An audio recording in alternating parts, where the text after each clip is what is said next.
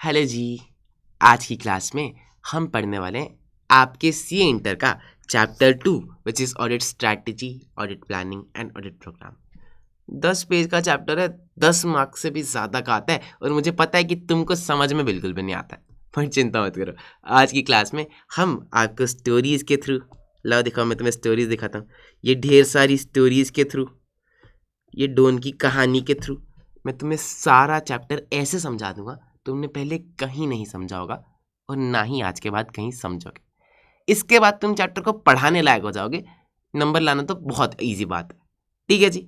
तो तुम इस चैप्टर को फुल कॉन्सेप्चुअल क्लैरिटी के साथ इसमें समझ भी लोगे और बहुत सारी चीज़ें हम याद भी कर लेंगे। जो तुम्हें समझ नहीं आता ना कि भैया प्लानिंग क्या है, स्ट्रैटेजी क्या, एटसेट्रा एटसेट्रा, डोंट वरी, भाई आया है करा के जाएगा और सारी चीज़ें ऐसे करा के जाएगा कि इसके बाद ऑडिट तुम्हारे लिए मक्खन होगा, ठीक है जी। हम सारी चीज़ें समझेंगे भी, याद भी करेंगे और आईसीआई स्टडी मटेरियल के क्वेश्चंस, आईसीआई के मोस्ट इंपॉर्टेंट क्वेश्चंस भी आज ही की वीडियो में हम लोग कवर करने वाले हैं, ठीक है जी।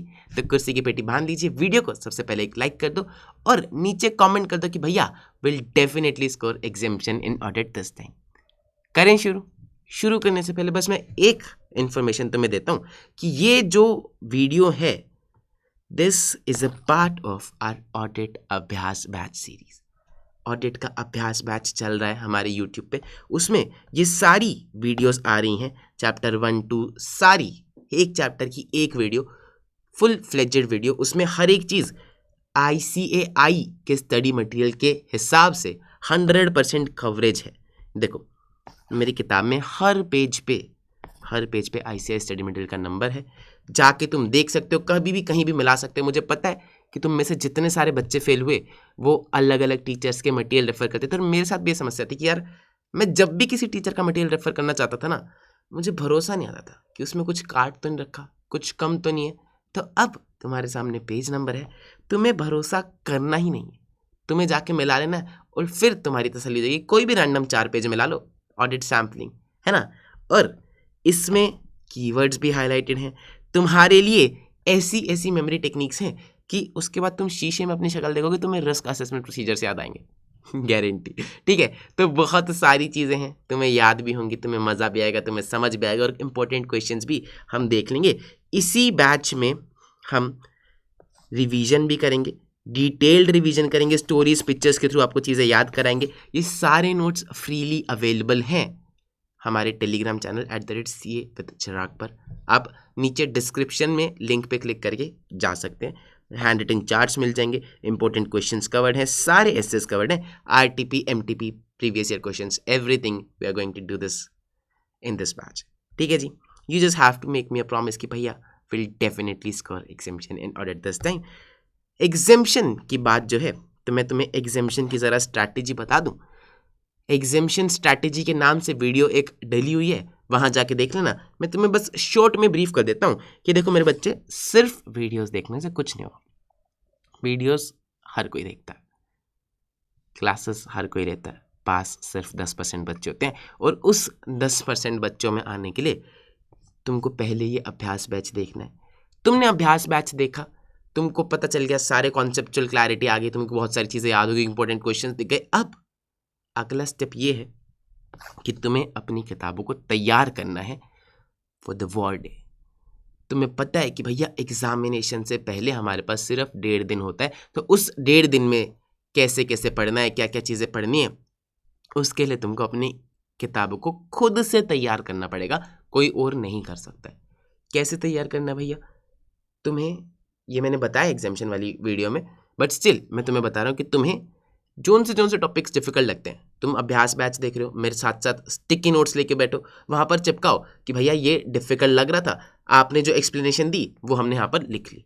जोन से टॉपिक्स तुम्हें डिफिकल्ट लगते हैं, तुम्हें पता है कि यार ऑडिट में ना ये चीज़ें डिफिकल्ट हैं, वहाँ पे मेरे को दिक्कत आती थी, मैं अभ्यास बैच में सब सिखाऊंगा और वहाँ पर जाके लिख लेना, हिंदी में लिख लेना, किसी को नहीं दिखानी अपनी किताब, हमारे लिए, हमारी कन्वीनियंस, हमारे याद रखने के लिए, ताकि तुम्हें एग्ज़ाम से पहले मेरी वीडियोज़ रेफ़र नहीं करनी पड़े।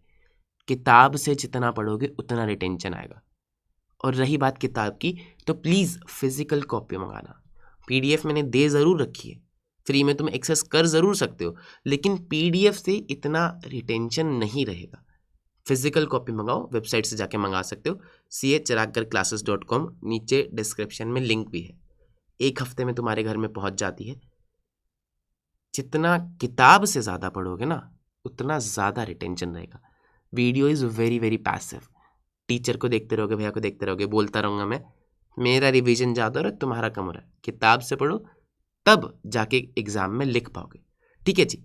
जोन से इंपॉर्टेंट क्वेश्चंस मैं मार्क करा रहा हूँ, उसको मार्क करो। जोन से क्वेश्चंस टेढ़े लग रहे हैं, उसको वहीं पे लिखो उसी कॉन्सेप्ट के साथ कि ये क्वेश्चन है और इसका ये कॉन्सेप्ट से ऐसे लिंक्ड है। तब तुम्हें समझ में आएंगी चीज़ें, तब मिलते हैं नंबर, तब तुम पता होगा तुम्हें 1.5 दिन पे कि यार ये चीज़ें इंपॉर्टेंट है, ये मेरे को बार बार पढ़नी है, ये चीज़ें तो सिर्फ ऐसे से ऊपर से देख लूँ तो भी हो जाएगा, ये कॉन्सेप्ट डिफिकल्ट था तो सर ने ये एक्सप्लेन किया था। तब जाके चीज़ें होंगी। तुमने अपनी किताबें अब तैयार कर ली, वेरी वेरी गुड, 80% हुआ है अभी तुम्हारा। अब तुम्हें क्या करना है, टेस्ट सीरीज। टेस्ट देना is very very very important. Test के बिना नहीं होगा, दिक्कत आएगी। तुम अपनी गलतियां जाके सीधा एग्जाम हॉल में पेपर में करोगे, कोई बताने वाला नहीं है। फिर अगले 6 महीने बाद फिर जाना पड़ेगा, 3 महीने बाद फिर जाना पड़ेगा। प्रिपेयर करो, टेस्ट दो और फिर देखो कि भैया मेरी क्या गलती आ रही है, उसको ठीक करो। जब तुम टेस्ट दोगे तो मैं तुम्हें बताऊंगा कि भाई तू ये गलती कर रहा है, ये तेरे प्रेजेंटेशन में समस्या है, ये तेरी लैंग्वेज में दिक्कत है, ताकि वो गलती तुम पेपर में नहीं करो, पेपर में पूरे नंबर लेके आओ। गलतियां करना बहुत ज़रूरी है, उसको इवैल्यूएट करके उससे आगे बढ़ना, उससे सीखना बहुत ज़रूरी है। हम यही गलतियां करते रहते हैं और बार बार करते रहते हैं, और इसीलिए हमारे पास बार बार वो फेल लिखा आता है। सेम गलती करोगे सेम रिजल्ट आएगा। ठीक है जी। तो बार बार वो गलतियां नहीं करनी है। और टेस्ट सीरीज तुम वेबसाइट से जाके ले सकते हो, अगेन वही CA-classes.com। ऐसी जगह से टेस्ट सीरीज लेना जहां पर प्रोफेशनली क्वालिफाइड CAs चेक करें। तुम्हारी टेस्ट सीरीज तो मैं खुद ही चेक करके भेजूंगा, खुद मॉनिटर करूंगा अगर CA करेंगे तो। ठीक है जी। तो यहाँ पर मेरे पास सारी टेस्ट सीरीज या तो मैं खुद चेक करता हूँ या प्रोफेशनली क्वालिफाइड CAs चेक करते हैं, फिर मैं उसको देखता हूँ और फिर तुम्हारे पास आती हूँ। ठीक है जी। तो बहुत ध्यान से चूज करना कहाँ कहाँ जा रहे हो। It does not cost you 500 रुपये, 1000 रुपये, 2000 रुपये। It cost you an attempt, वो 4 महीने। ठीक है जी। तो हर एक चीज़ बहुत ध्यान से चुनना। मटेरियल के बारे में मैंने तुम्हें बता दिया कि मटेरियल पूरा ICI के स्टडी मटेरियल पे बेस्ड है, इससे बेस्ट कुछ भी नहीं। ठीक है जी। चलिए देखो जी, चैप्टर 2 के ना 2 पार्ट्स, एक है ऐसे 300 जिसमें ऑडिट स्ट्रैटेजी और ऑडिट प्लानिंग आता है, दूसरा है ऑडिट प्रोग्राम। चलो सबसे पहले शुरू करते हैं हम ऑडिट स्ट्रैटेजी से। लाओ मैं तुम्हें कहानी सुनाता हूँ। डॉन को जानते हो तुम लोग? शाहरुख की एक मूवी आई थी डॉन, और फिर डॉन 2 भी आई थी। तो बहुत ही पॉपुलर मूवी है शाहरुख की डॉन। उसमें होता क्या है कि डॉन जो है ना वो अंडरवर्ल्ड में काम करता है, ड्रग्स की स्मगलिंग, डीलिंग, लोगों को मार देना, ये सारी काम वो करता है। बहुत पैसा होता है उसके पास, और अलग अलग मतलब इंटरनेशनल मार्केट का एक बहुत बड़ा प्लेयर होता है डॉन। तो जैसे जैसे मूवी खत्म होती है, मूवी के एंड तक आते आते वो इंटरनेशनल मार्केट में जितने भी अंडरवर्ल्ड के प्लेयर्स हैं सबको या तो मरवा देता है या फिर पुलिस के थ्रू पकड़वा देता है।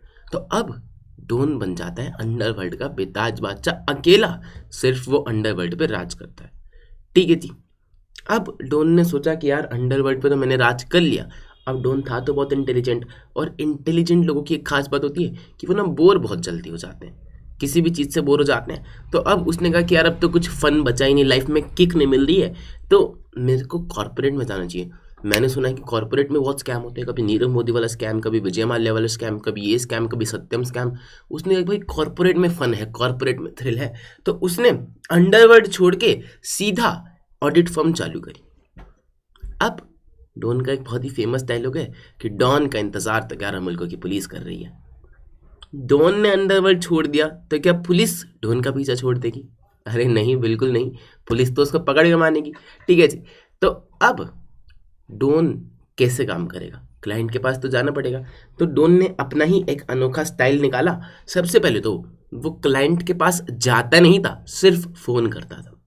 क्योंकि क्लाइंट के पास जाएगा तो पुलिस देख लेगी, पकड़ सकती है, तो वो सिर्फ फ़ोन करता था, और फ़ोन भी अपने नंबर से नहीं करता था, एसटीडी से करता था, ताकि उसको कोई ट्रेस ना कर पाए। ठीक है जी, सुनते जाना बस मेरी बात, और तुम्हें सारी चीज़ें याद हो जाएंगी। फ़ोन करके वो सिर्फ 2 सवाल पूछता था, क्या काम है और कब तक हो जाना चाहिए। वही अंडरवर्ल्ड वाला स्टाइल थोड़ी छूटता है। हाँ भाई, क्या काम है तुम्हारा, क्या काम है, यानी कि आपको कौन सी सब्सिडरीज, कौन सी डिपार्टमेंट्स, कौन सी ऑडिट करानी है, क्या क्या काम करना है, क्या हमारा स्कोप रहने वाला है, एंड कब तक हो जाना चाहिए। वो कहता है कि भैया 1 महीने में, 2 महीने में, 3 महीने में, जो भी है ठीक है। डोन को सब एक्सेप्टेबल है, पैसे वैसे की बात डोन करता ही नहीं, पैसे वो फिर मुंह मांगे लेता है। ठीक है जी, क्या काम है और कब तक हो जाना चाहिए, यानी कि टाइमिंग, स्कोप और टाइमिंग वो डिसाइड करता है। फिर फोन रखने के बाद वो डिसाइड करता है कि भाई कौन सी चीज़ पहले और कौन सी चीज़ बाद में। ऑडिट में हमारा क्या काम है, रीजनेबल अश्योरेंस लेना।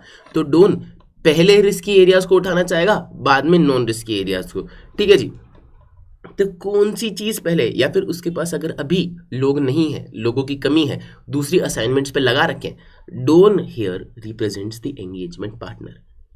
ठीक है जी, Don here represents the engagement partner.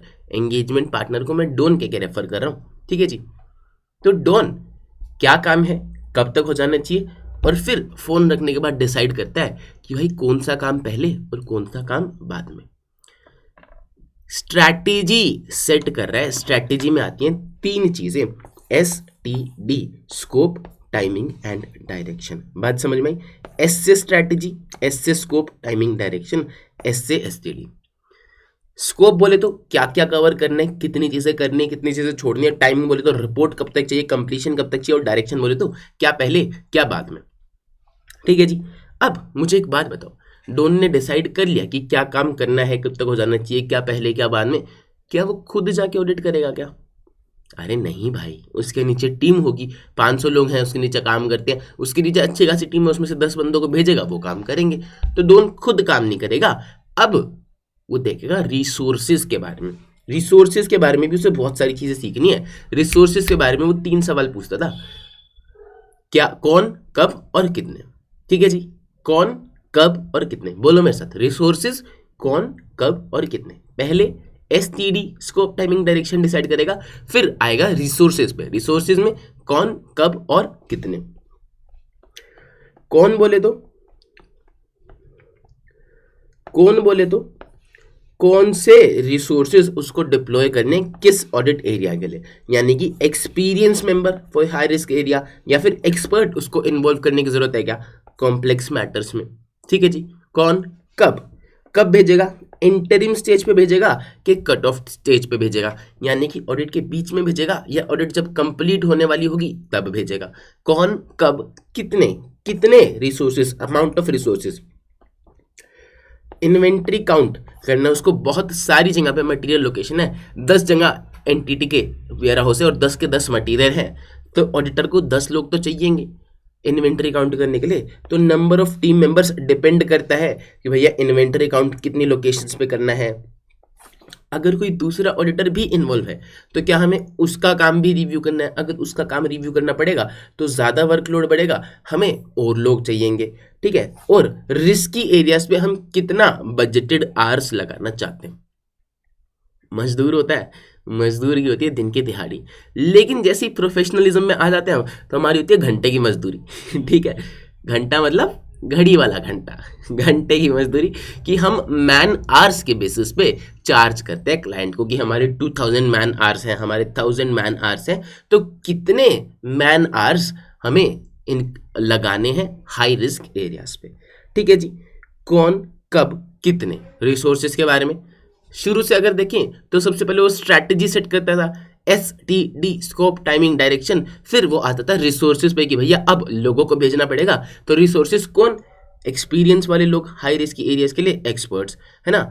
कब, इंटरिम स्टेज पे कि कट ऑफ स्टेज पे, कितने, डिपेंड करता है कि भैया मटेरियल लोकेशन कितनी है, इन्वेंट्री काउंट वाली, दूसरे ऑर्डर का काम रिव्यू करना है कि नहीं, और बजटेड आवर्स कितने देने हैं हाई रिस्क एरियाज को। फिर अब ऐसा होगा क्या कि डोन ने रिसोर्सेज को भेजा और वो लोग ऑडिट कंप्लीट करके आ गए, या फिर ऐसा होगा कि उनको कुछ समस्याएं आएंगी बीच बीच में, समस्याएं आएंगी। तो अब डोन को रखनी पड़ेगी मीटिंग्स, अलग अलग मीटिंग्स ऑर्गेनाइज करनी पड़ेगी ताकि उनको समझा सके कि भाई तुमको क्या करना है, कैसे सवाल पूछने हैं और उनके सवालों के जवाब दे सके। जब उसको बोला उसने कि भैया काम ऐसे ऐसे करना है, ये प्रोसीजर लगाने, मैनेजमेंट से ये सवाल पूछने, मैनेजमेंट उसको घुमाएगी, अलग जवाब देगी। अगर मैनेजमेंट ने कुछ फ्रॉड किया होगा तो वो आके पूछेगा ना डोन से कि सर मैनेजमेंट तो ये जवाब दे रही है, अब आगे क्या। तो उसको ऑर्गेनाइज करनी पड़ेगी मीटिंग्स। इन मीटिंग्स का नाम होता है briefing and debriefing meetings. Brief जब ऑडिटर बता रहा है, डोन बता रहा है, एंगेजमेंट पार्टनर बता रहा है अपनी टीम को कि सर ये चीज़ है एंटिटी में, आपको ये प्रोसीजर्स लगाने। डीब्रीफिंग जब वो आके डोन को बता रहे हैं कि हमने एंटिटी में ये सारी चीज़ें देखी और अब इसके हिसाब से हमें आगे क्या करना चाहिए। How engagement partner and manager reviews are expected to take place, on site or off site. On site मतलब अपने ऑफिस में बुला के, ऑन साइट मतलब क्लाइंट के पास जाके, ऑफ साइट मतलब अपने ऑफिस में बुला के। ठीक है जी। तो पार्टनर के रिव्यू, मैनेजर के रिव्यू डोन कहाँ करेगा, क्लाइंट प्लेस पे जाके या अपने ऑफिस में बुला के। ठीक है जी। Whether to complete engagement quality control reviews. क्या होता है engagement quality control review? SQC1 standard on quality control में हमने समझा था चैप्टर 11।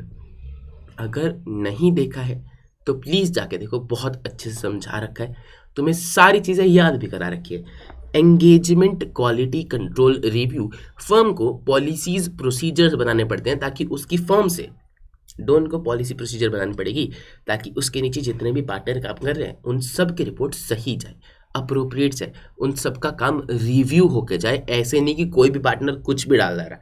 ठीक है जी। तो उनको कैसे मैनेज करना है, डायरेक्ट करना है, सुपरवाइज करना है, ये इसका चौथा पार्ट।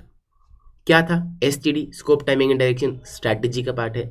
रिसोर्सेज कौन कब और कितने, एंड लास्ट में how such resources are to be managed, directed and supervised. बात समझ में आती? ठीक है जी। ये क्या था? ये था आपकी स्ट्रैटेजी।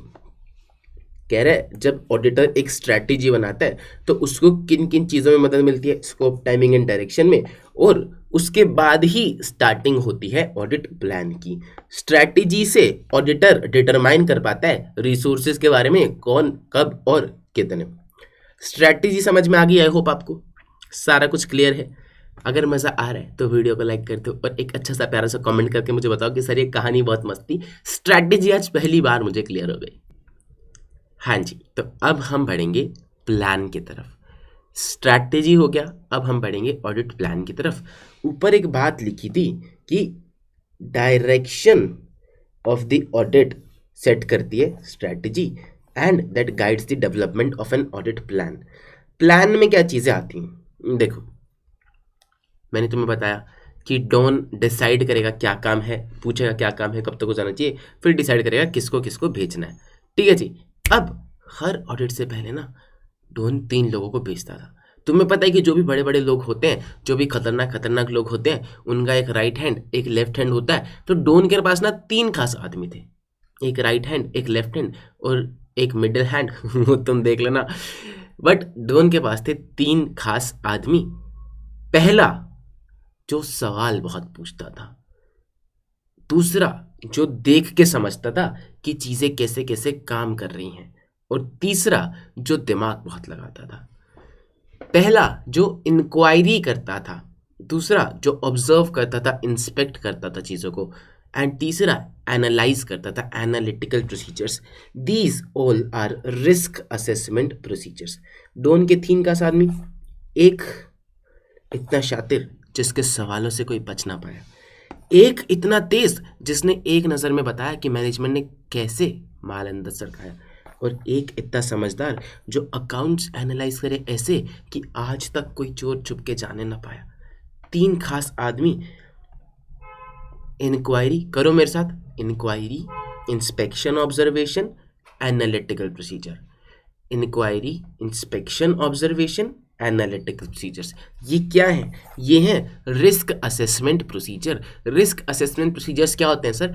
हम जाते हैं और रिस्क को असेस करते हैं कि किस एरिया में रिस्क कितना है गलती होने का, रिस्क ऑफ मटेरियल मिसस्टेटमेंट, कितना रिस्क है गलती होने का। असेस जब हम करते हैं तो इन 3-4 तरीकों से करते हैं, inquiry, inspection, observation, analytical procedures. बात समझ में आई? सर इंस्पेक्शन और ऑब्जर्वेशन में क्या फ़र्क है? इंस्पेक्शन मतलब होता है डॉक्यूमेंट्स को देखना, डॉक्यूमेंट्स को रीड करना। ऑब्जर्वेशन मतलब होता है प्रोसेस को देखना कि लोग कैसे आ रहे हैं, बायोमेट्रिक पे अंगूठा लगा रहे हैं कि नहीं लगा रहे। एनालिटिकल प्रोसीजर्स क्या होता है सर? एनालिटिकल प्रोसीजर्स होता है फिगर्स के साथ खेलना, कैलकुलेट करना कि एक बिल्डिंग है उसमें 10 फ्लोर हैं, हर एक का रेंट 10,000 है, तो 10 इंटू 10 1 लाख रुपए महीने का रेंट, 12 लाख रुपए साल का रेंट दिखना चाहिए। 80% ऑक्यूपेंसी रेट अगर हम माने तो 9,60,000 रुपए साल का रेंट दिखना चाहिए। अगर उसी के अराउंड की फिगर आ रही है तो मतलब ठीक है, रिस्क कम है। लेकिन अगर फिगर आ रही है 4 लाख तो दिक्कत है, रिस्क है, किसी ने कुछ तो गड़बड़ी करी हुई है, क्योंकि 80% का ऑक्यूपेंसी रेट है और 4 लाख कैसे आ रही है? फिर आनी तो 9,60,000 चाहिए थी। तो ऊपर ऊपर से देख के सेल्स हर साल 10% से ग्रो कर रही थी, इस साल एकदम से 50% से ग्रो कर गई। तो हो सकता है कि कुछ तो गड़बड़ करी है इन्होंने, कुछ तो किसी को दिखाने के लिए कुछ तो करा हुआ है। रिस्क असेस कर रहे हैं, गलती होने के चांसेस हैं, जरूरी नहीं है कि गलती है ही है। Chances is risk assessment procedures. हो सकता है उनको एक बड़ा ऑर्डर मिल गया हो सकता है उन्होंने कोई नई फैसिलिटी खोली हो सकता है वो एकदम से शार्क टैंक पे आके वायरल चले गए हो तो उनकी सेल्स बढ़ गई, होने को तो कुछ भी हो सकता है। आपको बस रिस्क पता चलता है कि भैया यहाँ पे गलती होने का रिस्क है, तो हम डिटेल में प्रोसीजर्स करेंगे। आपने रिस्क पता लगा लिया, अब आपका काम है पता लगाना कि भैया एक्चुअल में गलती है कि नहीं है। उसके लिए आप करते हो फर्दर ऑडिट प्रोसीजर्स। पहले कौन से? Risk assessment. फर्दर अब आप ऑडिट प्रोसीजर्स करोगे तो उसका नाम इन्होंने लिख दिया कि फर्दर ऑडिट प्रोसीजर्स। ठीक है जी। और फिर हमने एक चीज ये भी पढ़ी थी चैप्टर 1 में कि सर आपकी ऑडिट जो है वो एसेज के हिसाब से होनी चाहिए। तो अब एसे में अगर लिखे हैं कि आपको ये फलाने फलाने प्रोसीजर्स करने, ये चीज़ें करनी है, तो आपको वो चीज़ें करनी पड़ेंगी। अगर आपको लगता है रिस्क कम है, आपने अलग प्रोसीजर्स करे, फर्दर प्रोसीजर्स करे और आपको तसल्ली मिल गई। ऑडिटर का क्या ऑब्जेक्टिव है? रीजनेबल एश्योरेंस लेना। आपको तसल्ली मिल भी गई, लेकिन स्टिल एसए ने अगर बोला कि 4 प्रोसीजर्स और लगाने हैं तो आपको वो लगाने हैं। तो these are other planned audit procedures as required by SA. SA 300 में ऑडिट प्लान के अंदर सिर्फ 3 ही चीज़ें आती हैं, NTE of RAP, NTE of FAP and OPAP। NTE of RAP, FAP, OPAP। RAP बोले तो रिस्क असेसमेंट प्रोसीजर्स, NTE बोले तो नेचर कि कौन सा प्रोसीजर लगाना है, इंक्वायरी लगाना, ऑब्जर्वेशन लगाना है, कौन सा लगाना है, टाइमिंग कब लगाना है और कितनी डिटेल में लगाना है। Similarly NTE of FAP, further audit procedures. Further procedures हमारे ऑडिट में टोटल 7 तरह के प्रोसीजर्स होते हैं। 4 मैं आपको बता चुका हूँ, inquiry, inspection, observation, analytical procedures. बाकी के 3 हम आपके साथ चैप्टर 4 में डिस्कस करेंगे। ठीक है जी। And other planned audit procedures, ताकि आपका ऑडिट एसेज के हिसाब से सही हो जाए। NTE of RAP, FAP, OPAP। OPAP बोले तो अदर प्लान्ड ऑडिट प्रोसीजर्स। बात समझ में आती है? ठीक है जी। ये है ऑडिटर का ऑडिट प्लान। अब मुझे एक बात बताओ, प्लान ज्यादा डिटेल में होगा कि स्ट्रैटेजी? प्लान होगा, क्योंकि स्ट्रैटेजी में तो और डॉन ने 2-3 सवाल पूछे और डिसाइड किया कि किसको भेजेंगे। अब वो जा रहे हैं, पता लगा रहे हैं कि कहाँ कहाँ रिस्क है, कौन से प्रोसीजर्स करने हैं। तो प्रोसीजर्स क्या क्या करने हैं वो तो फैप में लिखा होगा, फर्दर ऑडिट प्रोसीजर्स यानी कि प्लान में लिखा होगा। बात समझ में आती है? तो ऑडिट प्लान ज्यादा डिटेल्ड होता है स्ट्रैटेजी के कंपैरेटिवली। कह रहे हैं planning of risk assessment procedures occur early in the audit process. पहले हम प्लानिंग करते हैं, रिस्क असेसमेंट प्रोसीजर्स करते हैं, फिर फर्दर ऑडिट प्रोसीजर्स लगाते हैं। लेकिन ऐसा जरूरी नहीं है कि हम सारी एरियाज में रिस्क असेसमेंट प्रोसीजर्स पहले करेंगे फिर फर्दर प्रोसीजर्स करेंगे। हमने 4 एरिया सिलेक्ट करे, उसमें रिस्क असेसमेंट करा, हमें पता चला कि भैया इतना इतना रिस्क है। अब हम वहां पर फर्दर प्रोसीजर्स चालू कर सकते हैं और फिर जैसे जैसे आगे बढ़ेंगे बाकी एरियाज में रिस्क असेसमेंट और फर्दर प्रोसीजर्स आगे कंटिन्यू कर लेंगे। ठीक है जी। Auditor may begin the execution of further procedures for some class of transaction account balance before planning all the remaining further procedures. बात समझ में आती है? ईजी है। ठीक है जी। ऑडिट स्ट्रैटेजी, ऑडिट प्लान के बीच का डिफरेंस एकदम क्लियर हो गया, याद भी हो गया। फिर वो बोलता है कि क्लाइंट के बिजनेस को समझना बहुत ही इंपॉर्टेंट है ऑडिट प्लान बनाने के लिए। बिना बिजनेस को समझे एक प्रॉपर ऑडिट पॉसिबल है ही नहीं। इस लाइन को ज़रा स्टार मार्क कर लेना, कई बार ये लाइन दे के बोल देता है एक्सप्लेन, तो आपको ऑडिट प्लान के बारे में एक्सप्लेन करके आना होता है। ठीक है जी, हमने स्ट्रैटेजी पढ़ लिया, हमने प्लान पढ़ लिया। स्ट्रैटेजी और प्लान के बीच में क्या रिलेशनशिप है? स्ट्रैटेजी और प्लान के बीच में क्या रिलेशनशिप है? कह रहे स्ट्रैटेजी से तो ओवरऑल अप्रोच पता चलती है कि हमें क्या पहले करना है, क्या बाद में करना है। प्लान में जो भी मैटर्स हमने स्ट्रैटेजी में आइडेंटिफाई करें कि ये इंपॉर्टेंट है, ये नहीं, उसको हम जाके एग्जीक्यूट करते हैं, प्रोसीजर्स लगाते हैं। स्ट्रैटेजी में स्कोप, टाइमिंग, डायरेक्शन आता है। प्लान में बताते हैं कि स्ट्रैटेजी को हम इम्प्लीमेंट कैसे करेंगे। डिटेल में कौन सा होगा? स्ट्रैटेजी होगा कि प्लान होगा? प्लान होगा, क्योंकि वहां पर प्रोसीजर्स लिखे होता है। Audit plan is more detailed than the overall audit strategy, क्योंकि इसमें प्रोसीजर्स टू बी परफॉर्म का एनटीई लिखा होता है। ठीक है जी, एक बार स्ट्रैटेजी एस्टैब्लिश हो गई तो ऑडिट प्लान को भी डेवलप किया जा सकता है ताकि हम अच्छे से अपने रिसोर्सेज का इस्तेमाल कर सकें। ठीक है जी, अगर हमारे पास 10 लोग हैं तो किसको पहले लगाना है, किसको बाद में लगाना है, कौन सा बंदा अभी दूसरे असाइनमेंट पे लगाया जा सकता है, कौन से बंदे की ज़रूरत अभी ही है, ये सब हम डिसाइड कर सकते हैं। एक बार हमने ये डिसाइड कर लिया कि हम कौन से प्रोसीजर्स करने वाले हैं। ठीक है जी, अगर देखो हमने पहले डिसाइड किया कि हम ना 1000 मैन आवर्स की चेकिंग करेंगे क्योंकि रिस्क हमें कम लग रहा है। फिर हम रिस्क असेसमेंट प्रोसीजर्स करे, प्लान के अंदर हम पता लगाने गए, हमने फर्दर प्रोसीजर्स करे, और जैसे जैसे हम ऑडिट में डिटेल में घुसते जा रहे ना, हमें पता चलता जा रहा है कि यार जितना हमने सोचा था ना उससे तो कहीं ज़्यादा गलतियाँ और कहीं ज़्यादा रिस्क है। ये आधे डॉक्यूमेंट्स नहीं दे रहे, आधी चीज़ें इनकी सही से बनी नहीं, तो अब क्या हमें ज़्यादा लोगों की ज़रूरत पड़ेगी? हाँ जी, ज़्यादा लोगों की ज़रूरत पड़ेगी तो क्या हमें अपनी स्ट्रैटेजी चेंज करनी पड़ेगी? कौन से रिसोर्स को कब डिप्लॉय करना है, कितने मैन आवर्स लगाने हैं, एक्सपीरियंस वाले चाहिए कि नहीं? तो एक के चेंज होने से दूसरे पे भी फर्क पड़ सकता है। Overall audit strategy and plan auditor की जिम्मेदारी है। ऑडिटर जिम्मेदार है to establish an overall audit strategy और प्लान बनाने के लिए, और ऑडिटर डिस्कस कर सकता है elements of planning without compromising the effectiveness of audit. Auditor management के साथ बता सकता है कि सर हम पहले ये एरिया चेक करेंगे, इस तारीख को चेक करेंगे, हम आएंगे, कागज निकाल कर रखना, लेकिन बहुत डिटेल में भी नहीं बताएगा। ये नहीं बताएगा कि सर हम ये वाले सैंपल चेक करेंगे, क्योंकि फिर तो मैनेजमेंट उनको ठीक करके रखेगी, है ना। तो आपको ऑडिट की इफेक्टिवनेस को कॉम्प्रोमाइज करे बिना जो चीजें आप शेयर करना चाहते हो वो आप शेयर कर सकते हो।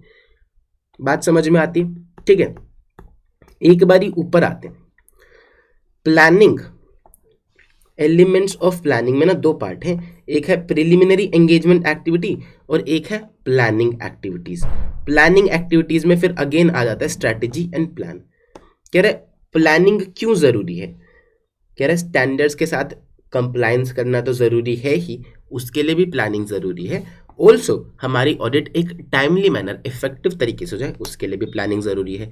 अगर हम प्लान करेंगे तो हम इंपॉर्टेंट एरियाज पे ज्यादा ध्यान दे सकते हैं, पोटेंशियल प्रॉब्लम्स को आइडेंटिफाई करके और अच्छे से रिजॉल्व कर सकते हैं।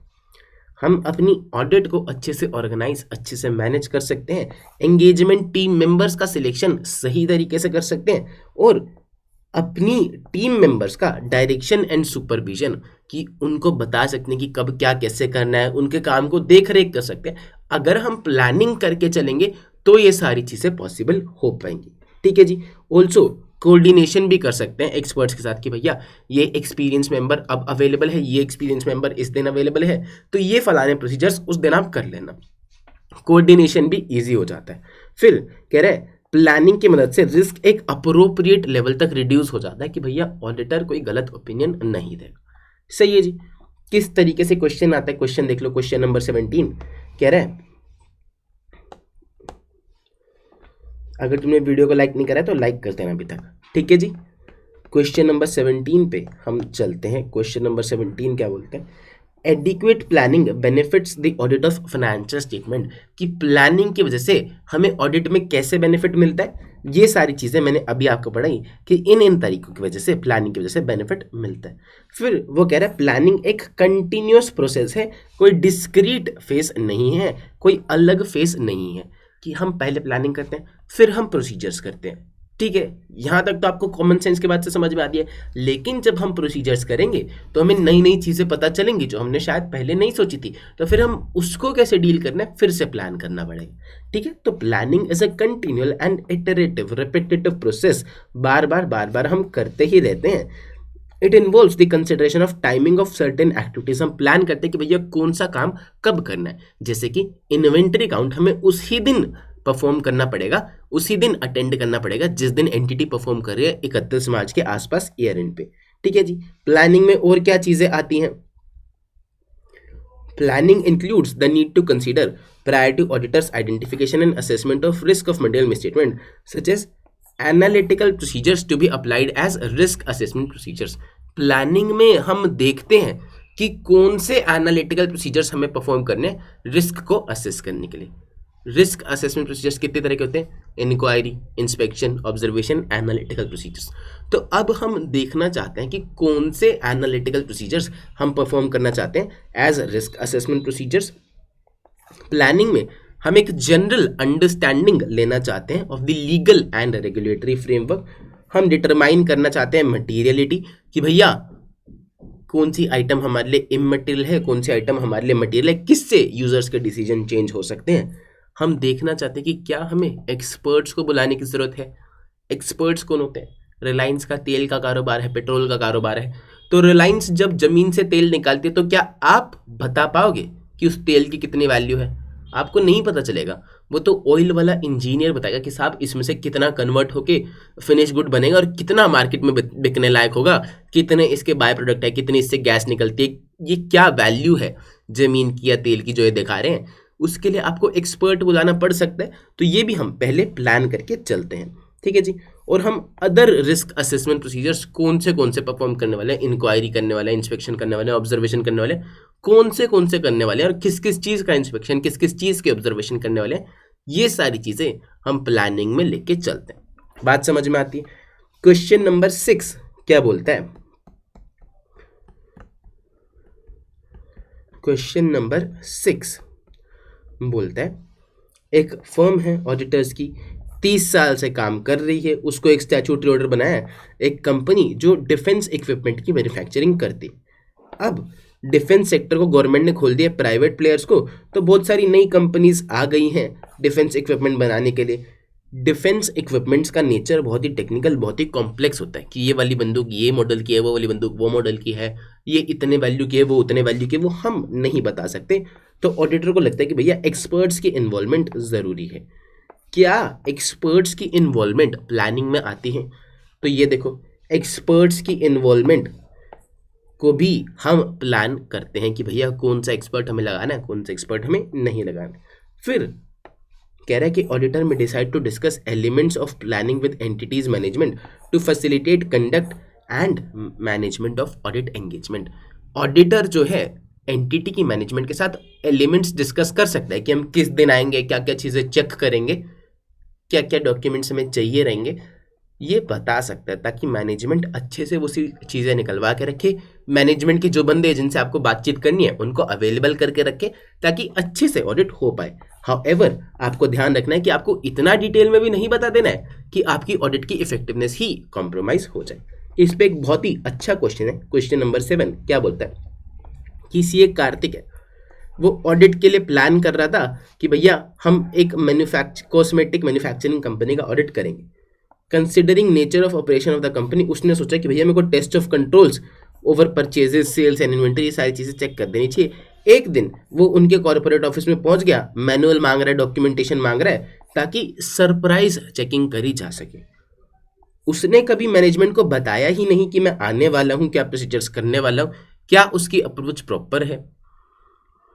उसको बता के जाना चाहिए था ताकि मैनेजमेंट सारी चीज़ों को अवेलेबल करा के रखे, ऑडिट एक इफेक्टिवली और ऑर्गेनाइज तरीके से कंडक्ट करी जा सके।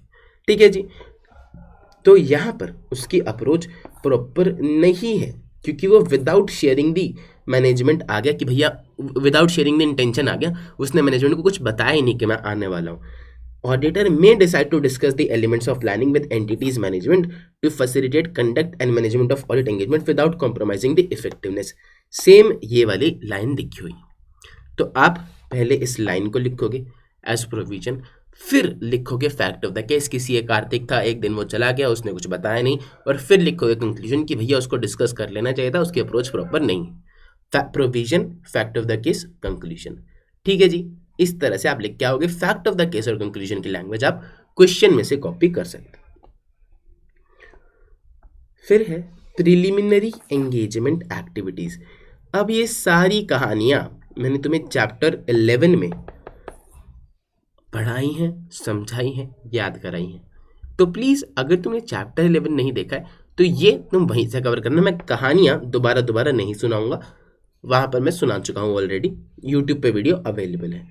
प्रिलिमिनरी एंगेजमेंट एक्टिविटीज़ क्या होता है कि एंगेजमेंट को एक्सेप्ट करने से पहले हम कुछ कुछ एक्टिविटीज़ परफॉर्म करते हैं। क्या क्या प्रोसीजर्स परफॉर्म करते हैं मैंने आपको समझाया था। अच्छे एम्प्लॉयज़ लाओ, अच्छे क्लाइंट्स लाओ।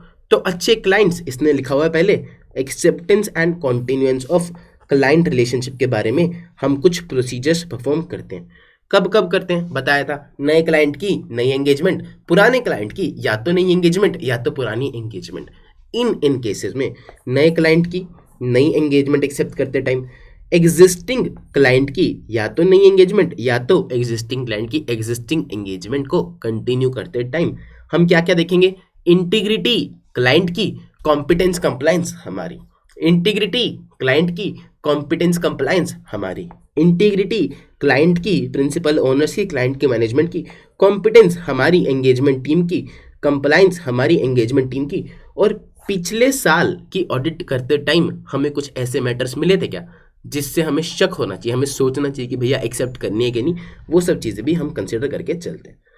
फिर मैंने आपको बताया था compliance with ethical requirement including independence. अच्छे एम्प्लॉयज कौन से होते हैं जो एथिकल रिक्वायरमेंट्स को फॉलो करते हैं। एथिकल रिक्वायरमेंट दो चीज़ें आती हैं, फंडामेंटल प्रिंसिपल्स और इंडिपेंडेंस। कह रहे हैं कि एंगेजमेंट पार्टनर को अलर्ट रहना चाहिए, इंक्वायरी करते रहना चाहिए कि कहीं किसी भी एथिकल रिक्वायरमेंट का किसी एम्प्लॉय ने नॉन कंप्लायंस तो नहीं किया है ना। ठीक है जी, अगर किसी बंदे ने कंप्लायंस नहीं किया है तो उसको अप्रोप्रिएट एक्शन लेना चाहिए। क्या अप्रोप्रिएट एक्शन था, रिड्यूस, एलिमिनेट, विड्रॉ। ठीक है जी। इंडिपेंडेंस, एंगेजमेंट पार्टनर को कंक्लूजन देना है कि भैया क्या हम पूरी ऑडिट के दौरान इंडिपेंडेंट थे, उसको आइडेंटिफाई करने ऐसे सर्कमस्टांसेस जिससे शायद थ्रेट टू इंडिपेंडेंस क्रिएट हो सकता है। क्या होता है थ्रेट टू इंडिपेंडेंस, बताया था 5 तरीके के, साम दाम दंड भेद, self review threat, self interest threat, ये सारी चीज़ें।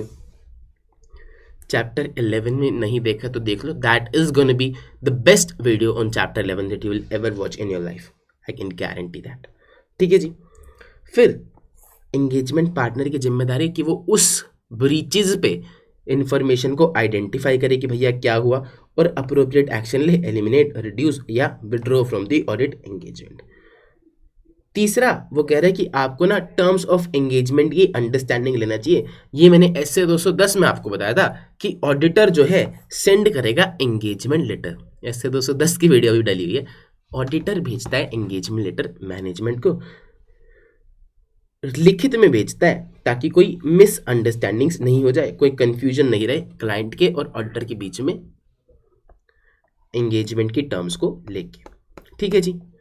अब last topic, factors to be taken into consideration by auditor for establishing overall audit strategy. Strategy बनाते टाइम, स्ट्रैटेजी में क्या था, STD, scope, timing, direction. Strategy बनाते टाइम एक ऑडिटर किन किन बातों का ध्यान रखेगा। Characteristics of engagement that define its scope. Scope कितना बड़ा है, जितना बड़ा स्कोप मैंने बताया था, STD, scope, timing, direction. Scope जितना बड़ा है कैसे कैसे पता चलेगा, AFRF एंटिटी पे लग रहा है कौन सा, AS लग रहे हैं तो कम स्कोप होएगा, छोटी चीज़ें चेक करनी पड़ेगी। इंडेस लग रहे हैं तो स्कोप बढ़ जाता है। ठीक है जी। नेचर ऑफ बिजनेस सेगमेंट, कौन सा ऑडिट करना है, क्या उसमें स्पेशलाइज्ड नॉलेज चाहिए, किस तरह का बिजनेस सेगमेंट करना है। अगर स्पेशलाइज्ड नॉलेज चाहिए तो उसमें स्कोप बढ़ जाएगा, उसको डिटेल में चेकिंग करनी पड़ेगी। ठीक है जी। Industry specific reporting requirements, bank वालों को 50 तरीके की एक्स्ट्रा रिपोर्टिंग करनी पड़ती है, NBFC वालों को 50 तरीके की एक्स्ट्रा रिपोर्टिंग करनी पड़ती है। हमने पढ़ा था चैप्टर 10 बैंकिंग में कि यार बैंक को LFR, LFAR, SLR, CRR, ये सारे रिक्वायरमेंट्स रिपोर्ट करनी पड़ती है। तो इंडस्ट्री ही उसकी ऐसी है, तो वहाँ पर हमारा स्कोप बढ़ जाएगा क्योंकि हमें 50 चीज़ें और चेक करनी है। ठीक है। Expected use of audit evidence obtained in previous audit, अगर हम पिछली ऑडिट का कोई एविडेंस इस बार यूज कर सकते हैं तो हमारा स्कोप कम हो जाएगा, हमको इस बार चेकिंग कम करनी पड़ेगी। स्कोप कम होगा तो स्ट्रैटेजी पे फर्क पड़ेगा। ठीक है जी। AFRF की वजह से पड़ता है, बिजनेस के सेगमेंट की वजह से, रिपोर्टिंग रिक्वायरमेंट्स की वजह से, इंडस्ट्री की, एंड पिछले बार का कोई ऑडिट एविडेंस हम यूज कर सकते हैं तो उसकी वजह से हमारे स्कोप पे फर्क पड़ता है, और स्कोप पे फर्क पड़ता है तो हमारी स्ट्रैटेजी पे फर्क पड़ता है। फिर वो कह रहे हैं कौन से फैक्टर्स सिग्निफिकेंट है इन डायरेक्टिंग एंगेजमेंट टीम एफर्ट्स। अगर वॉल्यूम ऑफ ट्रांजैक्शन बहुत ज़्यादा होगी तो टीम के एफर्ट्स ज़्यादा लगेंगे। अगर इंडस्ट्री में नई नई डेवलपमेंट आई है, नई रेगुलेशन आई है, नई रिपोर्टिंग रिक्वायरमेंट आई है कि भैया आपको ये 4 चीज़ें और रिपोर्ट करनी है, तो अब हमें चेकिंग ज़्यादा करनी पड़ेगी। नई डेवलपमेंट आई है, उनकी टीम ने पक्का कुछ ना कुछ गलतियां करी होंगी, तो अब हम डिटेल में चेकिंग करेंगे। डिटेल में चेकिंग करेंगे तो टीम के एफर्ट बढ़ जाएंगे। फिर अगर FRF में कोई चेंज हुआ है तो फिर से हमें डिटेल में चेकिंग करनी पड़ेगी कि भैया ये चीज़ें इन्होंने कंप्लाई करी है कि नहीं करी, तो डिटेल में चेकिंग करेंगे तो हमारी टीम के एफर्ट्स बढ़ जाएंगे। कोई और सिग्निफिकेंट रिसेंट डेवलपमेंट हुआ है जैसे कि लीगल एनवायरनमेंट में, इस पे एक क्वेश्चन है, क्वेश्चन 9। ला मैं तुम्हें दिखाता हूँ, बढ़िया सा क्वेश्चन है, मस्त क्वेश्चन है। कह रहा है CA शुभेंदु स्टैट्यूटरी ऑडिटर है एक सोशल मीडिया कंपनी का। आजकल सरकार ने IT रेगुलेशंस में कुछ चेंज करा है और अब सोशल मीडिया कंपनीज के लिए एक ग्रीवियंस रिड्रेसल मैकेनिज्म बनाना मैंडेटरी हो गया है। अब उनको बनाना पड़ेगा grievance redressal mechanism for users of social media platform of the company. अगर नहीं बनाया तो सिविल या क्रिमिनल लाइबिलिटीज आ सकती है अगेंस्ट द कंपनी। क्या स्ट्रैटेजी बनाते टाइम वो ये देखेगा, रूल्स रेगुलेशन में चेंज आ गया, लीगल एनवायरनमेंट में चेंज आ गया, तो अब उसकी टीम के एफर्ट बढ़ जाएंगे। टीम के एफर्ट बढ़ जाएंगे तो उसको ज़्यादा लोग लगाने पड़ेंगे, ज़्यादा लोग लगाने पड़ेंगे। तो रिसोर्सेज कौन कब और कितने, कौन कब और कितने, कौन से रिसोर्सेज हाईली एक्सपीरियंस्ड या फिर कितने नंबर ऑफ रिसोर्सेज बढ़ जाएंगे, तो उसकी स्ट्रैटेजी पे भी फर्क पड़ जाएगा। ठीक है जी। रिसोर्सेज का फिर एक पॉइंट और है, रिसोर्सेज का एक पॉइंट और है, वो क्या बोलता है देखो, NTE of resources, nature time and extent of resources necessary to perform the engagement. इस चीज से भी आपकी स्ट्रैटेजी पे फर्क पड़ेगा। यार एंगेजमेंट टीम का सिलेक्शन और असाइनमेंट कि भैया कौन कौन जाएगा, बहुत ही सिग्निफिकेंट फैक्टर है स्ट्रैटेजी इस्टेब्लिश करते टाइम। एक्सपीरियंस टीम मेंबर लगाओगे आप हाई रिस्क एरिया के लिए, हाई रिस्क एरिया के लिए आप ज़्यादा टाइम, ज़्यादा मैन आवर्स डिवोट करोगे, और ज़्यादा टाइम डिवोट करोगे तो आपकी टाइमिंग बढ़ जाएगी, आपकी स्ट्रैटेजी में फर्क पड़ जाएगा, स्कोप टाइमिंग। ठीक है जी। या फिर एक्सपीरियंस टीम मेंबर्स यानी कि रिसोर्सेज, कौन कौन से रिसोर्सेज, एक्सपीरियंस रिसोर्सेज आप लगा रहे हो तो आपकी स्ट्रैटेजी पे इससे अफेक्ट आता है। ये चीज़ भी आप कंसिडर करके चलते हो स्ट्रैटेजी बनाते टाइम कि कौन से रिसोर्सेज आपको चाहिए। ठीक है जी। फिर है क्वेश्चन 15।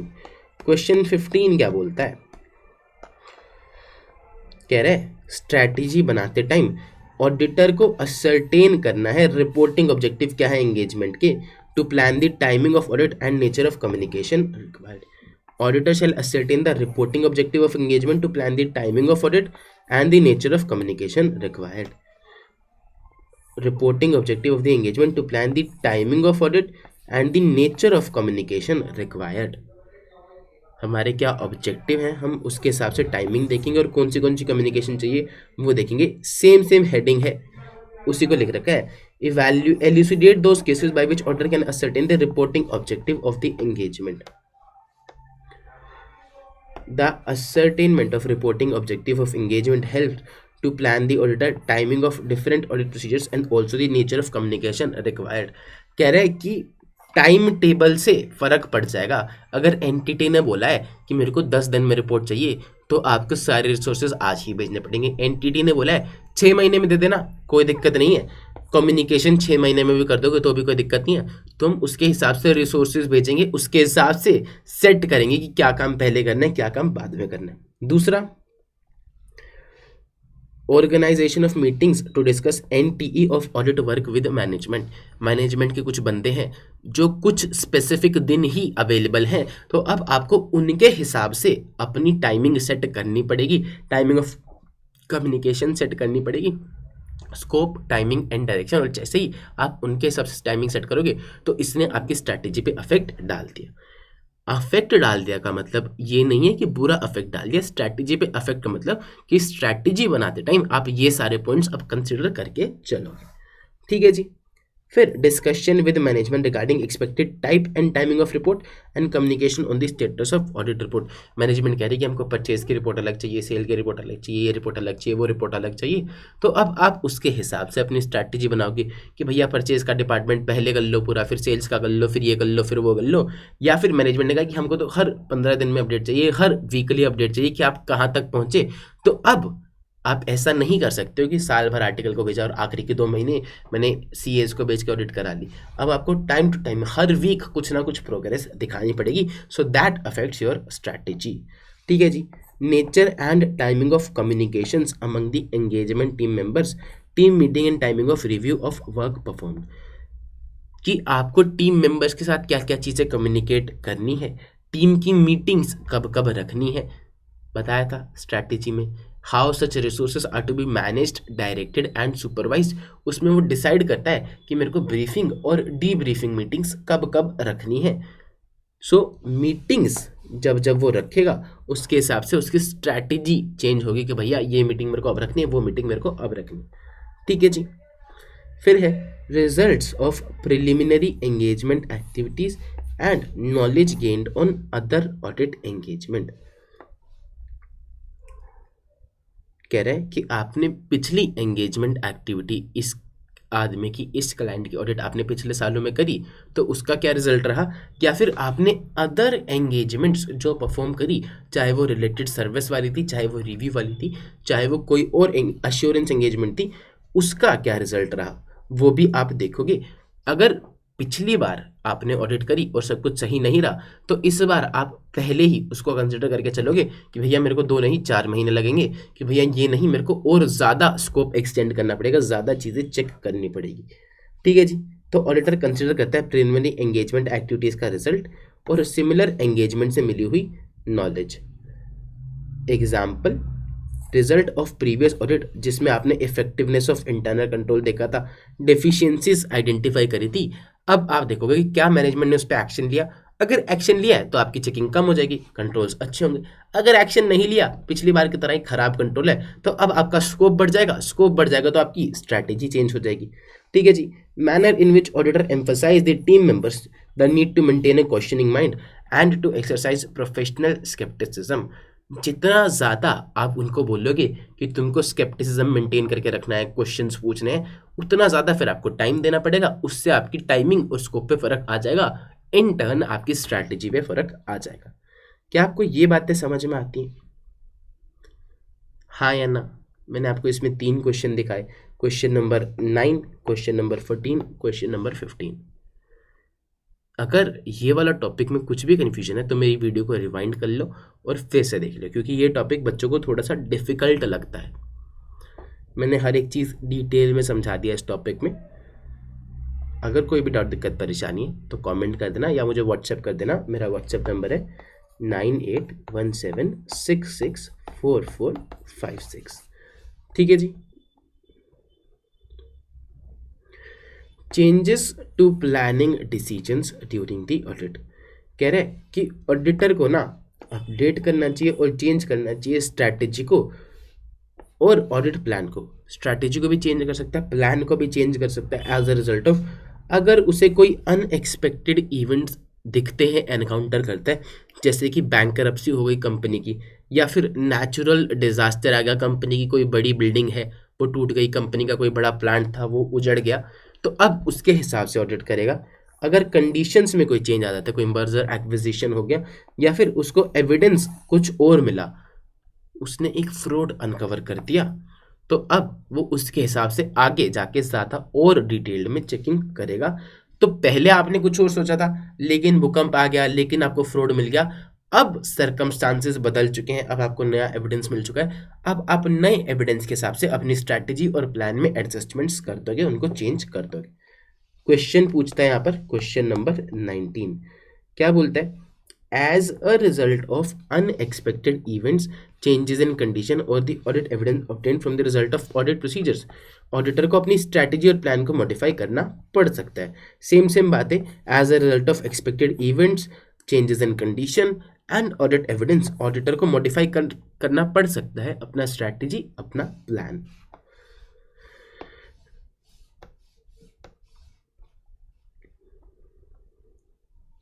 कह रहे कि अब आप मॉडिफाई करने के बाद आपका जो एनटीई ऑफ फर्दर प्रोसीजर्स रहेगा वो रहेगा on the basis of revised risk, कि आपने पहले सोचा था कि 10% रिस्क है, अब आप कह रहे हो कि नहीं भैया 20% रिस्क है, तो अब आप 20% के हिसाब से उतना ही डिटेल में अपने प्रोसीजर्स लगाओगे।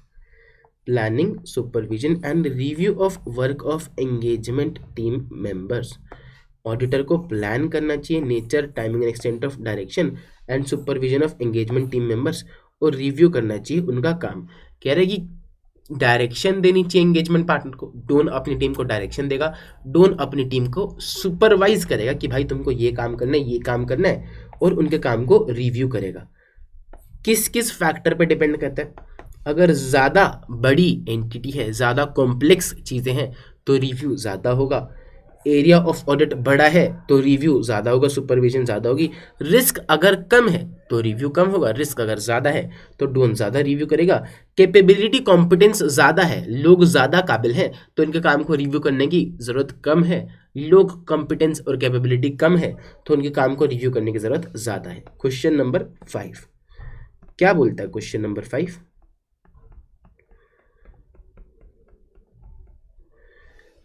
Essay 300 states that the auditor shall plan the NTE of direction, testing and supervision of team members and the review of their work. Discuss few factors affecting such supervision of work of engagement team members. क्या factors हैं, ये 4 factors हैं, और ये वाली line इसने as it is उठा के क्वेश्चन में पूछ के दे रखी है। ठीक है जी।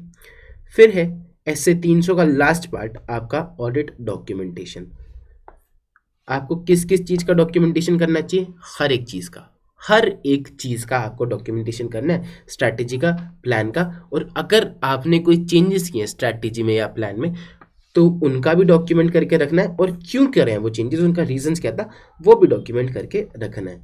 इसमें एक क्वेश्चन वो आपसे पूछता है कि भैया अगर कंपनी ने डॉक्यूमेंटेशन नहीं किया तो, कंपनी ने डॉक्यूमेंटेशन नहीं किया तो क्या होगा, उसमें आपको क्या लिखना है, उसमें आपको लिखना है कि डॉक्यूमेंटेशन क्या है, की डिसीजंस का रिकॉर्ड है, ओवरऑल ऑडिट स्ट्रैटेजी का रिकॉर्ड है जो उसको लगता है कि भैया नेसेसरी है to plan the audit engagement team.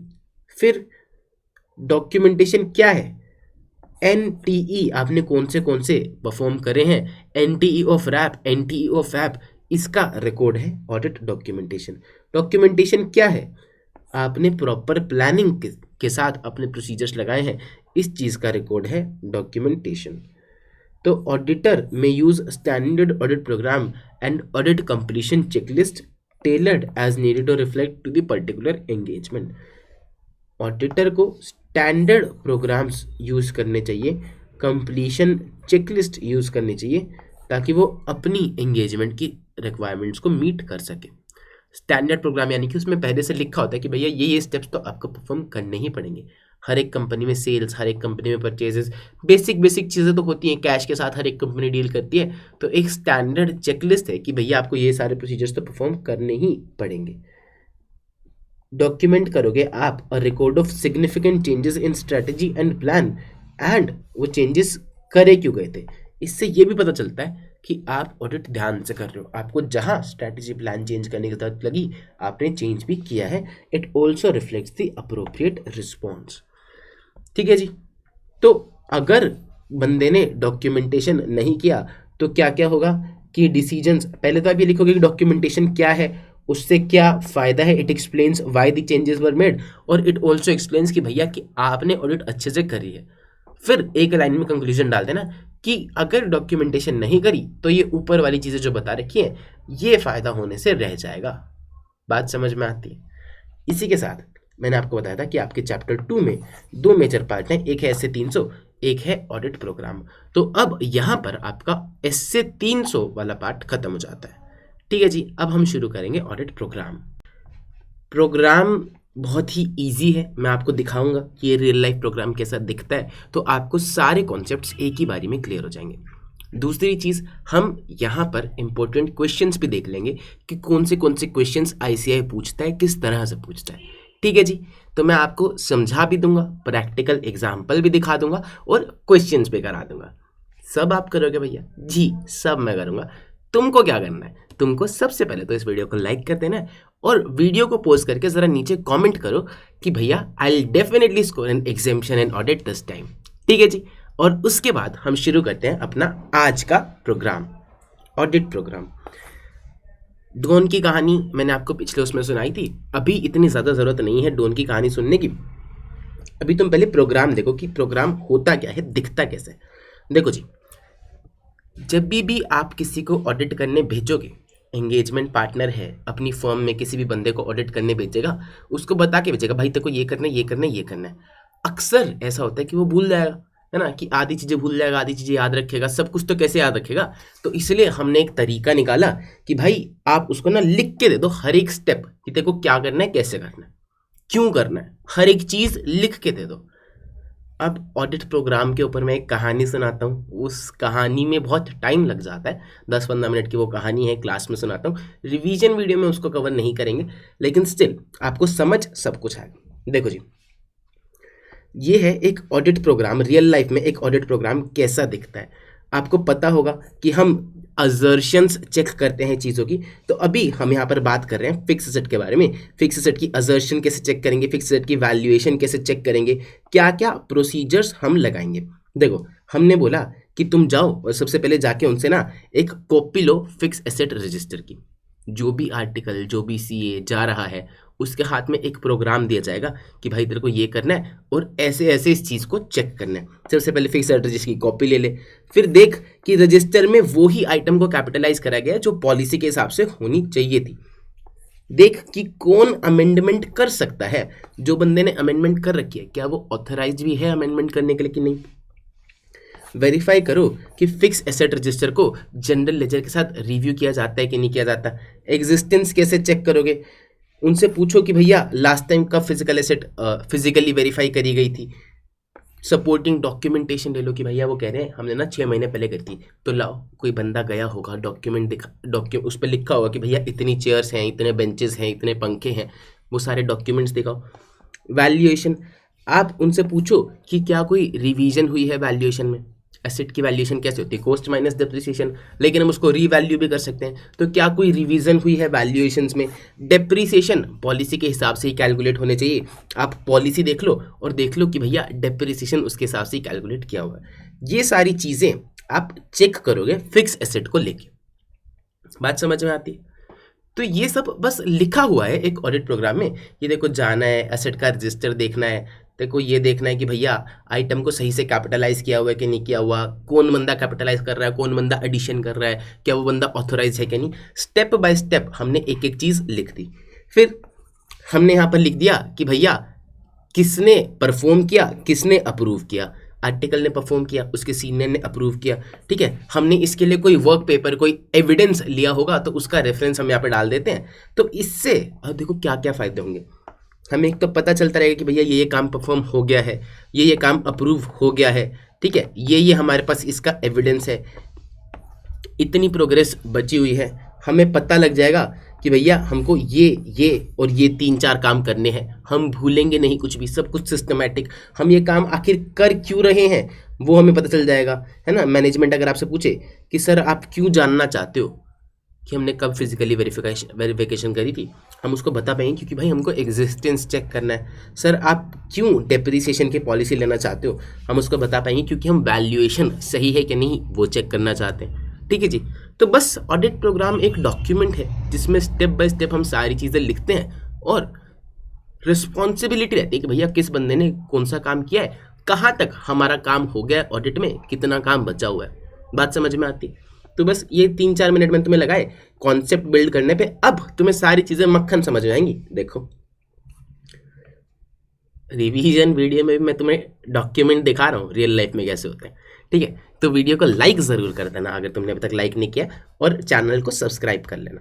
देखो जी, ऑडिट प्रोग्राम कह रहा है कि बड़ी ऑडिट्स के लिए ना ऑडिट प्रोग्राम बना लेना चाहिए, डिजायरेबल है, मैंडेटरी नहीं है। क्या होता है ये? List of examination and verification step, कि भैया हम क्या क्या चीज़ें चेक करने वाले हैं, और हर एक स्टेप का दूसरे के साथ इंटर रिलेशनशिप, कि भैया फिक्स एसेट का रजिस्टर लो, डेप्रिसिएशन की पॉलिसी लो, फिर चेक करो कि भैया पॉलिसी के हिसाब से ही एसेट को डाला हुआ है कि नहीं डाला हुआ, उसमें वैल्यू कम की हुई है कि नहीं। एक स्टेप के बाद दूसरा स्टेप आपस में इंटर रिलेटेड, की वैल्यूएशन चेक करने के लिए आपको कौन से 3 स्टेप परफॉर्म करने चाहिए, तो सारी चीजें उसमें लिखी होती हैं। Series of verification procedures zone से हमें परफॉर्म करने हैं ताकि हमें एविडेंस मिल पाए, ताकि हम अपनी ओपिनियन बना पाए, बस वो सारी चीजें ऑडिट प्रोग्राम में लिखी होती हैं। ऑडिट प्रोग्राम एक डिटेल्ड प्लान है ताकि हम अपने ऑडिट के ऑब्जेक्टिव्स को पूरा कर पाए। क्या होते हैं ऑडिट के ऑब्जेक्टिव? 2 ऑब्जेक्टिव होते हैं, तसल्ली लेना और तसल्ली देना। तसल्ली लेना is to obtain reasonable assurance, तसल्ली देना is to report as per S. अब वो एक सवाल पूछता है, क्या हम सारी ऑडिट के लिए एक प्रोग्राम बना सकते हैं, सेम प्रोग्राम बना सकते हैं? तुमको क्या लगता है? नहीं बना सकते ना, क्योंकि बिजनेस के हिसाब से होगा कि हमको क्या चेक करना है क्या नहीं चेक करना। कोई मैन्युफैक्चरिंग वाली चीज़ होगी तो हम उसमें कॉस्ट रिकॉर्ड्स चेक करेंगे, प्रोडक्शन वाली चीज़ें चेक करेंगे। कोई सर्विस वाली इंडस्ट्री होगी तो उसमें तो गुड्स होंगे ही नहीं, इन्वेंट्री होगी ही नहीं, है ना। तो अलग अलग चीज़ों के हिसाब से, अलग अलग एंटिटी के हिसाब से अलग अलग प्रोग्राम बनेंगे। कह रहे हैं कि बिजनेसेस अपने नेचर में वेरी करते हैं, साइज में और कॉम्पोजिशन में, यानी कि अलग अलग चीज़ों का काम करते हैं, कोई छोटा होता है कोई बड़ा होता है। तो इसी वजह से एक प्रोग्राम जो सबके लिए सूटेबल हो वो नहीं बन सकता है। हर किसी बिजनेस की एफिशिएंसी अलग होती है, इंटरनल कंट्रोल्स हर किसी बिजनेस के अलग होते हैं। कहीं पे इंटरनल कंट्रोल स्ट्रॉन्ग है तो हम चेकिंग कम भी कर सकते हैं, कहीं पे इंटरनल कंट्रोल बेकार है तो हमें चेकिंग बढ़ानी पड़ेगी। These things vary from assignment to assignment, ठीक है जी। On account of such variation सब बिजनेसेस के लिए एक ऑडिट प्रोग्राम बना पाना प्रैक्टिकेबल नहीं है। It becomes a necessity to specify in detail audit program the work to be done so that no time will be wasted on matters not pertinent. कह रहा हम बताते हैं ऑडिट प्रोग्राम में कि आपको क्या क्या काम करना है, जो जरूरी काम होते हैं सिर्फ हम वही करते हैं, ताकि फालतू की चीज़ों पे, मैटर्स नॉट पर्टिनेंट पे टाइम वेस्ट नहीं हो, ठीक है जी। फिर वो कह रहा है assistant to keep an open mind. एक बार जरा पहले इसका क्वेश्चन देख ले, क्वेश्चन नंबर 20। क्वेश्चन नंबर 20 क्या कहता है? क्वेश्चन नंबर 20 ये रहा, evolving one audit program applicable to all business under all circumstances is not practicable, explain stating in detail। एक ऑडिट प्रोग्राम बना पाना सब सर्कमस्टांसेस के लिए प्रैक्टिकेबल नहीं है, आप डिटेल में बताओ। तो आप लिख दोगे, ये देखो ये सीधा सीधा इसने हेडिंग ही पूछ रखी है, ठीक है जी। तो आप क्वेश्चन नंबर 20 लिख के आ सकते हो। मैंने आपको बताया था कि स्टेटमेंट इसने दी है और बोला है एक्सप्लेन। तो जब भी स्टेटमेंट वाला क्वेश्चन है, यहाँ कोई कहानी नहीं सुनाई कि एक सीए गया उस क्लाइंट से बातचीत करी, स्टेटमेंट दिए, तो स्टेटमेंट वाले क्वेश्चन का आंसर आप स्टेटमेंट से ही चालू करेंगे, सेम टू सेम स्टेटमेंट को आंसर में चेपेंगे, उसके बाद अपना आंसर लिखना चालू करेंगे। फिर assistant to keep an open mind. एक बात बताओ, मैंने तुम्हें डॉन की कहानी सुनाई, Don is engagement partner. Don ने अपने आर्टिकल को भेजा कि जा भैया काम करके। अब डॉन तो जाता नहीं क्लाइंट प्लेस पे, डॉन तो काम करता नहीं, वो तो बड़ा आदमी, ठीक है। अब आर्टिकल गया, डॉन को तो नहीं पता क्या चल रहा है, डॉन ने तो अपनी कॉमन सेंस से ऑडिट स्ट्रैटेजी ऑडिट प्लान बनाया था। अब आर्टिकल गया है या डॉन के नीचे सीए गया है वो सारी चीजें चेक करने, अब वो देखना ना कि एक्चुअल में एंटिटी में क्या क्या चीजें हैं, तो उसको बताना चाहिए कि अगर कोई चीज ज्यादा रिस्की उसको लग रही है ना, उसको अपना दिमाग खुला रखना चाहिए ताकि प्रोग्राम में सूटेबल चेंजेस किए जा सके। अगर उसको कोई चीज़ लगती है कि भैया यहाँ पर तो गड़बड़ होने के चांसेस लग रहे हैं, यहाँ पे कुछ तो गड़बड़ है, कुछ तो दाल में काला है, तो वो आके डॉन को बताए ताकि प्रोग्राम में उसको और डिटेल में चेक करने के लिए स्टेप्स ऐड कर जाए। बात समझ में आई? कह रहे हैं क्या हो गया?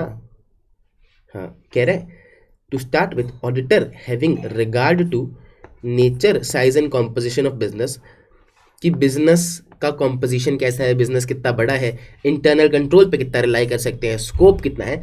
ऑडिटर एक मिनिमम एसेंशियल वर्क वाला स्टैंडर्ड प्रोग्राम बना देता है। बिजनेस के बारे में हल्का बुता समझ के क्लाइंट से बातचीत करके हम एक मिनिमम एसेंशियल वर्क वाला स्टैंडर्ड प्रोग्राम बना देते हैं कि भैया इतना तो हमको करना ही पड़ेगा। उसके बाद जैसे जैसे हम ऑडिट करते जाते हैं वैसे वैसे एक्सपीरियंस मिलता जाता है और प्रोग्राम को हमें ऑल्टर कर देना चाहिए उन सिचुएशंस के लिए जो हमने ओरिजिनली छोड़ दी थी लेकिन रेलेवेंट है, और वो चीज़ें हटा देनी चाहिए जो हमें लगता है कि भैया अननेसेसरी है, यहाँ पे वो चीज़ चेक करने की ज़रूरत नहीं है। हमें किसी एरिया में लगा कि 4 चीज़ें चेक करनी चाहिए, हम वहाँ पे गए, हमने देखा इंटरनल कंट्रोल बहुत ही बढ़िया है, मॉनिटरिंग बहुत ही बढ़िया है, और वो एरिया इतना मटेरियल है भी नहीं, तो हमने कहा कि भैया 4 की जगह सिर्फ 1 ही रख दो, तो 3 चीज़ें हम हटा भी सकते हैं। ठीक है जी। असिस्टेंट मतलब जो एक्चुअली में ऑडिट करने गया है, assistant engage in the job, उसको एनकरेज करना चाहिए कि भैया अपना दिमाग खुला रख, प्रोग्राम जो तेरे को दिया है और नोट और रिपोर्ट कर significant matter coming to his notice. Articleship में मेरे साथ ऐसे ही होता था। जब मैं शुरू में आर्टिकलशिप गया था, फर्स्ट ईयर के बाद है, तो मैं क्लाइंट प्लेस पे जा रहा हूँ, अब मैं सर से पूछ रहा, मतलब अब मैं वहाँ पे कुछ दिमाग लगा रहा हूँ, मेरे को ऑडिट तो करनी आती नहीं है, ठीक है, और छोटी फर्म में था मैं, शुरू के कुछ टाइम 2-3 महीने मैंने छोटी फर्म में किया आर्टिकलशिप, तो उसके बाद फिर मैंने EY में ले लिया था। तो उस टाइम ना सर कह रहे कि चिराग तू ना ज़्यादा अपना दिमाग मत लगा कर, तू ना सीधा सीधा वो किया कर जो हम तेरे को दे रहे हैं। और ऐसा 2-3 बार उन्होंने मेरे को सुना लिया, ज़्यादा दिमाग मत लगा, ज़्यादा दिमाग लगा, ज़्यादा दिमाग मत लगा, जो कह रहे हैं वो करते। अब मैं वो करके आने लगा, ठीक है। फिर कट टू कुछ 2-3 हफ्ते की बात है, 2-3 हफ्ते बाद मेरे को कह रहे कि ये क्या हुआ, इसका मतलब क्या हुआ, ऐसे कैसे, वो कैसे, क्वेरीज पूछ रहे। मैंने कहा सर आपने मेरे को ये करने के लिए भेजा था, मैंने कराया। कह रहे तो क्या मतलब तो अपना दिमाग नहीं लगाएगा, तेरे को हम जो बोलेंगे तो वही करके आएगा। मैंने कहा क्या चाहते हो मुझसे, उस टाइम मेरे को समझ नहीं आया, लेकिन आज मैं तुम्हें समझा रहा हूँ कि वो कहना क्या चाहता है। वो ये कहना चाहता है कि अपना दिमाग प्रोसीजर्स पे मत लगा, दिमाग खुला रख, प्रोसीजर्स वो कर जो कागज पे लिख के हैं। अगर तुझे लगता है कि भैया कुछ गड़बड़ है, कुछ और प्रोसीजर होना चाहिए, तो उसको नोट कर और अपने प्रिंसिपल को रिपोर्ट कर कि सर मैंने वहां पर ये सर्कमस्टांस देखे थे और अब आप बता दो कि मेरे को इसके हिसाब से क्या करना चाहिए। बात समझ में आ रही है? तो प्रोसीजर्स परफॉर्म करते टाइम दिमाग नहीं लगाना है, दिमाग को सिर्फ खुला रखना है, इंफॉर्मेशन को अपने अंदर लेना है, और अगर आपको लगता है कि कुछ गड़बड़ है तो जाके प्रिंसिपल को बताना है, फिर वो अपना दिमाग लगाएगा, प्रोग्राम में चेंज करेगा। काम आपको प्रोग्राम वाला ही करना है। फिर ये कह रहा है periodic review of audit program. यहाँ पे कोई क्वेश्चन था क्या? क्वेश्चन नंबर 10 देखो, question number 10 is a very good question, मैं तुम्हें दिखाता हूँ, ये आया भी है कई बार। कह रहा है रोहित प्रैक्टिकल ट्रेनिंग कर रहा था, एंगेजमेंट टीम का पार्ट था, ऑडिट कर रहा था एक कंपनी की जो पेंट बनाती है, उसको प्रोग्राम दे दिया सेल्स से रिलेटेड। अब हमें सेल्स चेक करनी है, हमें परचेज चेक करनी है, तो हर एक आइटम के लिए अलग अलग प्रोग्राम बनाया जा सकता है, हर एक एरिया के लिए, ठीक है जी। उसमें बहुत सारी आइटम थी जो उसको चेक करनी थी, वेरीफाई करनी थी, जैसे कि रेट लिस्ट, डेटर के अकाउंट में पैसा गया कि नहीं गया, इनवॉइसेस और ई वे बिल का कोरिलेशन, ठीक है। वेरिफिकेशन के टाइम उसने देखा कि बहुत सारी ई वे बिल कंपनी कैंसिल कर रही है 24 घंटे के अंदर ही, मार्च के मंथ में, आखिरी महीना है, वैसे ही कट ऑफ एरर का रिस्क बहुत ज़्यादा रहता है, कंपनी मैनिपुलेट करना चाहती है, आखिरी महीने में प्रॉफिट अपने हिसाब से लेके आना चाहती है। मार्च के महीने में कंपनी ने दुनिया भर के ई वे बिल बना के कैंसिल करे, हालांकि इस चीज़ से रिलेटेड कोई भी इंस्ट्रक्शन नहीं है ऑडिट प्रोग्राम में, तो वो चुप रहता है। क्या उसकी अप्रोच प्रॉपर है?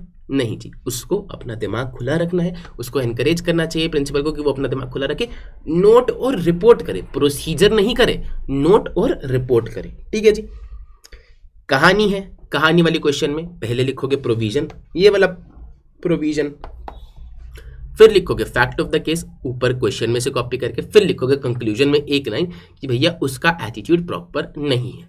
बात समझ में आई? फैक्ट ऑफ द केस और कंक्लूजन की लैंग्वेज आप क्वेश्चन में से कॉपी कर सकते हो। कोई ना दिक्कत परेशानी? मज़ा आ रहा है? समझ में आ रहा है? लाइक कर देना वीडियो को और एक अच्छा सा प्यारा सा कमेंट कर देना, मुझे बहुत वेट रहता है तुम्हारे कमेंट्स का। फिर है periodic review of audit program. Periodic review of audit program कह रहे हैं कि ऑडिट प्रोग्राम को ना आपको time to time periodic review कराना चाहिए, नहीं कराया तो आपकी ऑडिट नेग्लिजेंटली कंडक्टेड मानी जाएगी। असेस करना चाहिए, पीरियोडिक रिव्यू करना चाहिए, टाइम टू टाइम असेस करना चाहिए कि क्या आपका प्रोग्राम अभी भी एडिक्वेट है नॉलेज लेने के लिए, एविडेंस लेने के लिए। जब तक आप पीरियोडिक रिव्यू नहीं कराते हो तो कोई भी बिजनेस पॉलिसी में चेंज हुआ वो आपको पता नहीं चलेगा और कॉन्सिक्वेंटली आपका प्रोग्राम ऑब्सोलीट हो जाएगा और पूरी ऑडिट जो आपने करी वो नेग्लिजेंटली कंडक्टेड मानी जाएगी और आपको लीगल कॉन्सिक्वेंसेस भी फेस करने पड़ सकते हैं। फिर ये कह रहे हैं यूटिलिटी आपके प्रोग्राम की तभी रहेगी, काम का आपका प्रोग्राम तभी रहेगा जब आप उसका रिव्यू कराओगे। इस पे क्वेश्चन भी दिया होगा, क्वेश्चन नंबर 22। एक बारी पहले लाइन पढ़ते हैं, देखो। Utility of audit program can be retained and enhanced. Utility तभी रहेगी और यूटिलिटी तभी बढ़ा सकते हो जब आप प्रोग्राम को, क्लाइंट के ऑपरेशंस को और इंटरनल कंट्रोल्स को, तीनों चीज़ों को पीरियोडिक रिव्यू करते रहोगे ताकि प्रोग्राम में से इनएडिक्वेसी और रिडंडेंसी जो चीज़ें अब काम की नहीं है उनको हटाया जा सके। क्वेश्चन बैंक में क्वेश्चन नंबर 22 सेम लाइन देगा, देखो। Utility of audit program can be retain and enhanced only by keeping the program and also the client के operation और internal control under periodic review so that inadequacy and redundancy of the program may be removed. Explain. Same line they the, statement वाला question है। Answer कैसे start करोगे, कैसे start करोगे, comment करके बताओ कैसे स्टार्ट करोगे। स्टेटमेंट से, स्टेटमेंट से स्टार्ट करने के बाद आप ये वाली चीज़ें लिखोगे, ठीक है जी। इसमें से अब क्वेश्चन के हिसाब से सब कुछ लिखने की जरूरत नहीं है, कीवर्ड्स को मतलब कीवर्ड्स वाले सेंटेंसेस लिख देना, बहुत बड़ा नहीं है क्योंकि मैंने तोड़ तोड़ के लिख रखा है इसलिए तुम्हें थोड़ा ज़्यादा बड़ा लग रहा है, लेकिन इतना बड़ा ये है नहीं। फिर वो कह रहे हैं कि ऑडिट प्रोग्राम में सिर्फ टास्क ही नहीं होते, इंस्ट्रक्शन भी होते कि आपको कितनी डिटेल में चेकिंग करनी है, किस प्लान के थ्रू सैंपल कलेक्ट करना है ना। और जब तक प्रोग्राम को चेंज नहीं किया आर्टिकल को वो ही काम करना चाहिए। अब लोगों को ऐसा लग सकता है कि इससे तो रिजिडिटी आ जाएगी, लेकिन ये ट्रू नहीं है अगर आप टाइम टू टाइम प्रोग्राम को रिव्यू करके अपडेट करते रहोगे। इसलिए हमें असिस्टेंट को एनकरेज करना चाहिए कि भैया वो अपना दिमाग खुला रखे। कंस्ट्रक्टिंग एन ऑडिट प्रोग्राम कह रहे हैं, देखो रेकरिंग ऑडिट की बात कर रहा है, एक साल हमने खत्म किया, दूसरे साल फिर करेंगे, तो कह रहे हैं कि ऑडिट प्लानिंग तो तब ही शुरू हो जाती है जब हमने पिछले साल की ऑडिट खत्म करी और इस साल की हम शुरू कर रहे हैं, तो प्लानिंग तो तभी से शुरू हो जाती है। और हमारा प्रोग्राम भी हम रिकंसीडर करते हैं मॉडिफिकेशन के लिए। हमें पिछले साल 10 गलतियां मिली, हमने मैनेजमेंट को बताया कि तुम्हारे कंट्रोल्स में 10 जगह गलतियां हैं, मैनेजमेंट ने 8 ठीक कर ली, तो अब हमारा चेकिंग कम हो जाएगी, है ना। तो रिकंसिडर करना चाहिए मॉडिफिकेशन के लिए। ऑडिट प्रोग्राम को डेवलप करते टाइम ऑडिटर कंक्लूड कर सकता है कि भैया कुछ कंट्रोल्स पे रिलाई किया जा सकता है। अगर रिलाई किया जा सकता है यानी कि इंटरनल कंट्रोल स्ट्रॉन्ग है, वो रिलाई कर सकता है। और ऑडिटर ये भी डिसाइड कर सकता है कि भैया कुछ कंट्रोल पर रिलाई नहीं किया जाना चाहिए, हमें किसी और तरीके से सफिशिएंट अप्रोप्रिएट एविडेंस लेना चाहिए। रिलाई कब करेगा, जब कंट्रोल स्ट्रॉन्ग है। रिलाई कब नहीं करेगा, कंट्रोल्स वीक है या फिर टू मेनी ट्रांजेक्शंस है, 100% चेकिंग पॉसिबल है, स्मॉल एंटिटी है, हम अच्छी खासी तसल्ली ले सकते हैं, है ना। तो इस तरह की चीज़ों पे वो रिलाई नहीं करता है, उसको लगता है कि भैया इन तरीकों से ज़्यादा बेहतर एविडेंस मिल सकता है, तो वो ज़्यादा बेहतर एविडेंस लेगा। देखो मैं दोबारा बताता हूँ क्या कह रहा है कि शुरू तो हम तभी कर देते हैं जब पिछले साल की ऑडिट खत्म होती है, तभी से नई ऑडिट की प्लानिंग शुरू कर देते हैं, नया प्रोग्राम को मॉडिफिकेशन के लिए रिकंसिडर कर लेते हैं। फिर वो कह रहा है कि अगर आपके कंट्रोल्स इफेक्टिव है तो ऑडिटर कंक्लूड कर सकता है कि हम कंट्रोल पे ज़्यादा रिलाई करेंगे, सैंपल चेकिंग पे कम रिलाई करेंगे। फिर कुछ सिचुएशंस में वो कहता है कि नहीं हम कंट्रोल पर रिलाई नहीं कर सकते। कौन सी सिचुएशंस है उसके मैंने यहाँ पे एग्जाम्पल दे रखे हैं। कब रिलाई नहीं कर सकता, जब उसको कोई और तरीका मिले बेहतर सफिशिएंट अप्रोप्रिएट एविडेंस लेने का। ठीक है जी, ये एग्जाम्पल्स जो मैंने पेंसिल से लिख रखे हैं वो आपको याद करने नहीं है, पेपर में लिखने नहीं है, सिर्फ आपकी अंडरस्टैंडिंग के लिए है। सर ये नोट्स मिल जाएंगे क्या? नोट्स मेरे टेलीग्राम चैनल पे मिल जाएंगे, कोई इशू नहीं है, डिस्क्रिप्शन में लिंक होगा, वहां से आप देख लेना। टेलीग्राम चैनल का नाम है सीए विद चिराग।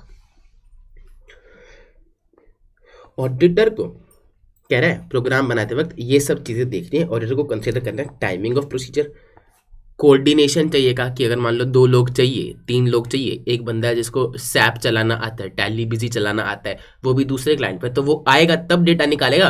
तो कोऑर्डिनेशन भी आप प्रोग्राम में सेट कर सकते हो, कौन सा असिस्टेंट कब अवेलेबल है, कोई बंदा सिक लीव पे गया हुआ है, कोई बंदा छुट्टियों पे गया हुआ है, कब आएगा, तो वो वाला प्रोसीजर हम तब कर लेंगे, वो वाली सीन। ठीक है जी, हमें एक्सपर्ट्स की जरूरत है, ये सारी चीज़ें भी आप देख सकते हो प्रोग्राम बनाते टाइम।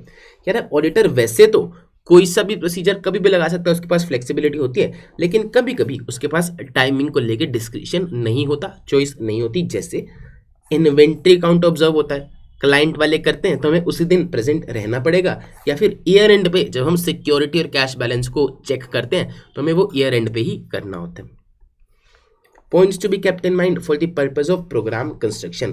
प्रोग्राम बनाते टाइम, स्टेप्स लिखते टाइम आपको कुछ कुछ चीज़ें ध्यान में रखनी है, जैसे कि stay with in the scope and limitation of assignment. जो आपका काम है सिर्फ उतना ही करो, ठीक है जी। रिटन प्रोग्राम बनाओ, ओरल मत बनाओ। फिर बेस्ट एविडेंस आइडेंटिफाई करो कि कौन सी चीज़ के लिए मेरे को बेस्ट एविडेंस कहाँ से मिल सकता है। जैसे कैश के लिए काउंट हो गया कि हम काउंट ही कर लेंगे तो हमें पूरी तसल्ली हो जाएगी, इंस्टेड ऑफ कि हम कैलकुलेशंस करें, फाइनेंशियल स्टेटमेंट्स में से निकालें। फिर सिर्फ वो प्रोसीजर्स लगाओ जो यूजफुल है। जैसे इन्वेंट्री को अगर आपको वेरीफाई करना है तो आप opening plus purchase minus sales करके भी क्लोजिंग इन्वेंट्री कैलकुलेट कर सकते हो। दूसरा, आप इन्वेंट्री की फिजिकल काउंटिंग भी कर सकते हो। ज़्यादा बेहतर तरीका कौन सा है इन्वेंट्री पर तसल्ली लेने के लिए? फिजिकल काउंटिंग, क्योंकि इन्वेंट्री में एग्जिस्टेंस और वैल्यूएशन पे ज़्यादा खतरा रहता है। तो हम फिजिकल काउंटिंग कर लें, फिजिकल वेरिफिकेशन कर लें, तो कह रहा है कि आप वो वाले स्टेप्स लिखो जो ज़्यादा यूजफुल हैं। फिर हर एक एरिया के लिए ऑब्जेक्टिव लिखो कि हम ये स्टेप्स परफॉर्म कर रहे हैं तो क्यों कर रहे हैं। आपको दिखाया कि हम 3 स्टेप्स परफॉर्म कर रहे हैं, तो एग्जिस्टेंस चेक करने के लिए या वैल्यूएशन चेक करने के लिए। फिर देखो कि कहाँ कहाँ गलतियाँ आ सकती है और आपस में टीम में कोऑर्डिनेट कर दो प्रोसीजर्स को कि भैया तेरे को इस दिन इसकी मदद चाहिए तो तू इस दिन ले लेना, उस बंदे की मदद चाहिए तो तू इस दिन ले लेना, ठीक है जी। फिर क्वेश्चन नंबर 18 है। क्वेश्चन नंबर 18 कह रहे हैं Arpan hospitals limited have gross professional charges of ₹50 crore are engaged in providing health care services.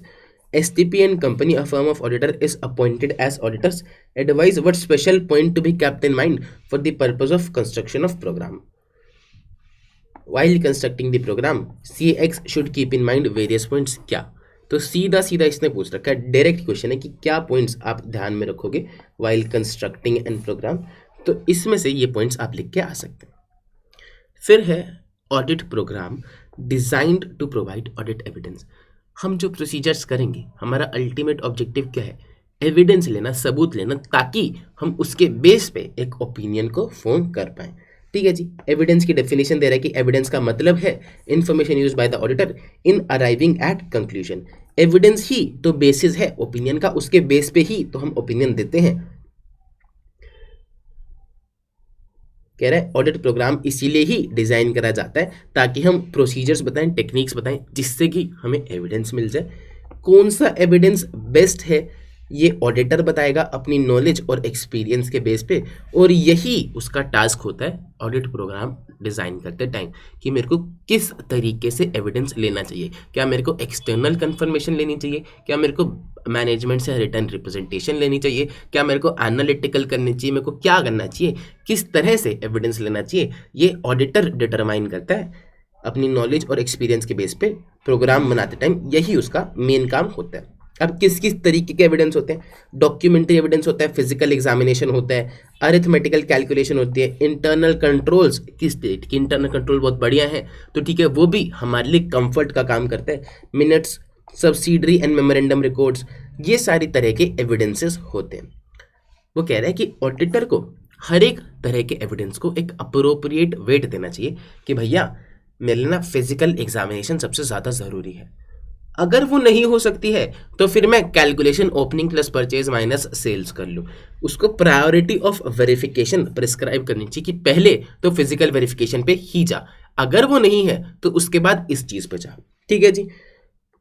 Available का मतलब ये नहीं है कि जो एंटिटी के पास अवेलेबल है, अवेलेबल का मतलब है कि जो अवेलेबल होता चाहिए एंटिटी के पास, ऑडिटर वो लिखेगा, ठीक है जी। फिर वो कह रहा है जैसे कि कैश इन हैंड के लिए काउंट आप कर सकते हो, इन्वेस्टमेंट कोई प्लेज करा रखी है बैंक के साथ तो बैंकर का सर्टिफिकेट होना चाहिए। Assertion of book debts check करने के लिए आप उसके डेबिट नोट, लेजर, इनवॉइसेस, ये सारी चीज़ें देख सकते हो। फिर लास्ट पेज आ गया है advantages and disadvantages of an audit program. एक छोटी सी मैं तुमको कहानी सुनाता हूँ। डोन की फर्म थी, बहुत बड़ी फर्म थी, उसको पता चला कि भैया एक दूसरी फर्म के किसी फलाने आर्टिकल ने कोई कांड कर दिया और फर्म हो गई है बंद। उसने देखा कि भैया मेरी फर्म बंद ना हो जाए, उसमें कौन सा काला कांडी आर्टिकल है, तो उसको एक आर्टिकल मिला चिंटू। अब चिंटू का सिर्फ एक ऑब्जेक्टिव था, उसने कहा कि भैया मैंने इंटर में बहुत पढ़ाई कर ली है, अब मैं फर्म में जाके कुछ नहीं करूंगा, या तो मेरे को बिग फोर मिलती, वरना अब तो मैं कुछ नहीं करूंगा, अब तो मैं सिर्फ लड़कियां घुमाऊंगा, टाइम पास करूंगा, काम तो मैं कतई नहीं करके दूंगा, बहुत काम कर लिया मैंने जीवन में। ठीक है, तो अब चिंटू ने डिसाइड करा कि मेरे से कोई काम करा के दिखा दे। उसको उन्होंने पहले दिन कहा कि भाई तेरे को ये काम करके आना है।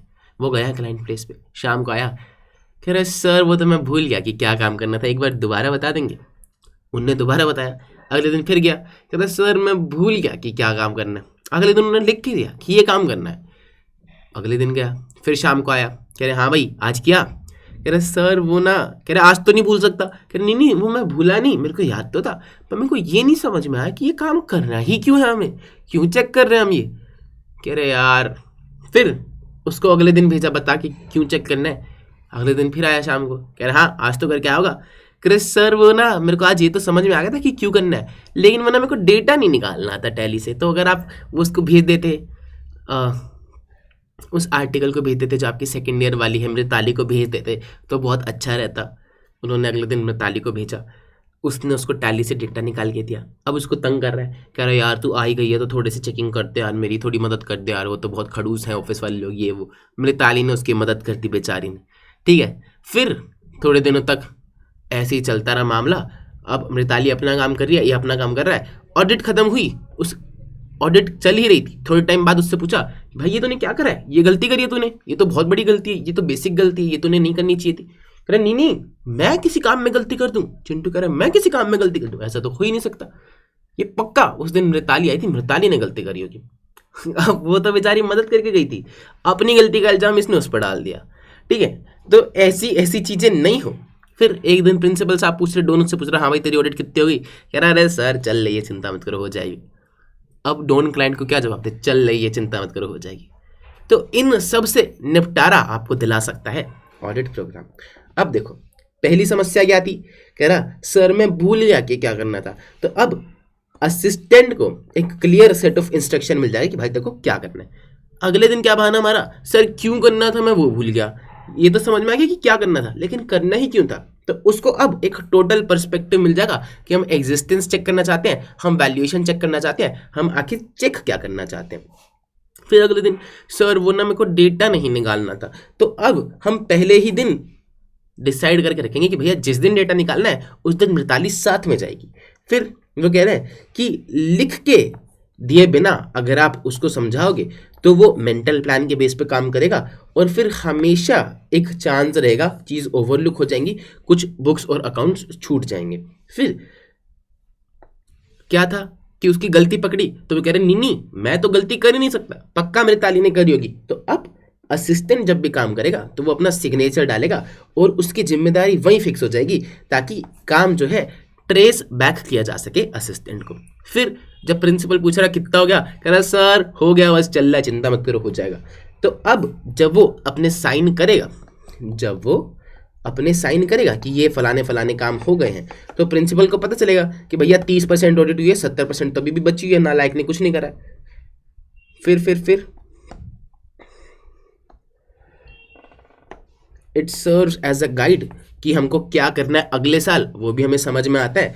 और it serves as an audit evidence कि भैया हमने कोई भी काम छोड़ा नहीं है, हमने सारी चीज़ें करी है। तो कल को कोई अगर बोले कि हमने अपना काम अच्छे से नहीं किया, नेग्लिजेंटली किया है, तो हम ऑडिट प्रोग्राम खोल के दिखा सकते हैं कि भैया देख इतने सारे स्टेप्स परफॉर्म किए हैं, फालतू टाइम पास नहीं करा हमने। डिसएडवांटेजेस क्या है, कह रहे कि यार जो लिखा है बस वही करना है, तो काम ना मैकेनिकल बन जाता है, रिजिड हो जाता है, इनफ्लेक्सिबल हो जाता है, हम अपना दिमाग नहीं लगा पाते।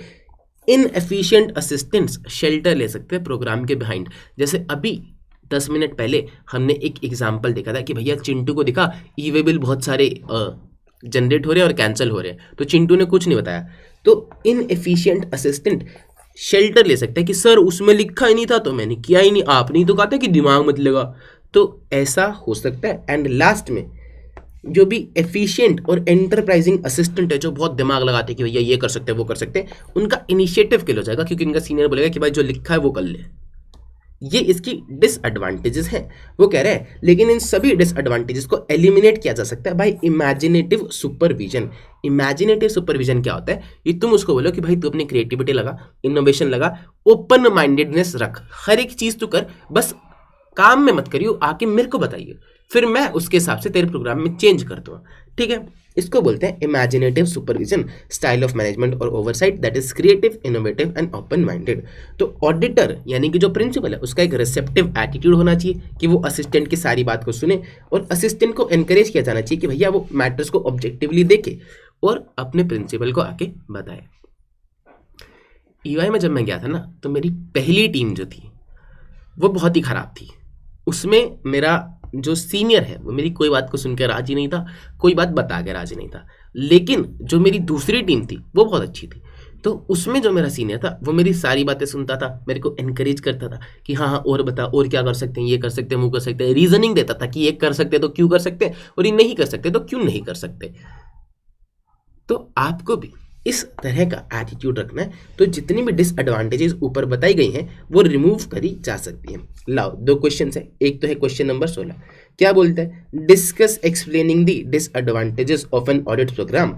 विकास जैन है, उसने डिस्कस किया अपनी टीम के साथ about the advantages and disadvantages. उसने बताया कि वर्क मैकेनिकल बन सकता है, ये एक डिसएडवांटेज है, आप बाकी की डिसएडवांटेज बता दो। तो अब आपको पता है कि बाकी के डिसएडवांटेज क्या है। क्वेश्चन नंबर 3, क्वेश्चन नंबर 3 कह रहे हैं purported disadvantages of an audit program में बी ओवरकम, कि ऑडिट प्रोग्राम की एडवांटेजेस को हम ओवरकम कर सकते हैं। क्या आप अग्री करते हो? तो अब आपको पता है कि हाँ हम अग्री कर सकते हैं, इनको एलिमिनेट कर सकते हैं। तो आप ये वाले पॉइंट लिख के आओगे कि इमेजिनेटिव सुपरविजन से हम हटा सकते हैं। सर क्या ये 2 पॉइंट काफ़ी है क्या? 4 मार्क का अगर क्वेश्चन आया मान लो, तो 2 पॉइंट यहाँ के लिख देना कि ये डिसएडवांटेज है, और फिर इन डिसएडवांटेजेस को रिमूव किया जा सकता है। ऐसे करके आपकी लेंथ बढ़ जाएगी और आपका आंसर पूरा हो जाएगा। ठीक है जी, इसी के साथ हमारा ऑडिट प्रोग्राम भी खत्म होता है। आई होप आपको एक एक चीज़ समझ में आई होगी। आज आपको कॉन्सेप्चुअल क्लैरिटी मिली होगी कि असल में एक ऑडिट प्रोग्राम कैसा दिखता है। हर एक चीज़ मैंने आपको समझाई, कोशिश करी कि आपको मज़ा भी आए, क्वेश्चंस भी दिखाए। तो अगर आपको ये वीडियो पसंद आई तो प्लीज़ इसको लाइक कर देना, अपने दोस्तों के साथ शेयर कर देना, और मुझे कमेंट करके ज़रूर बताना कि वीडियो कैसी लगी।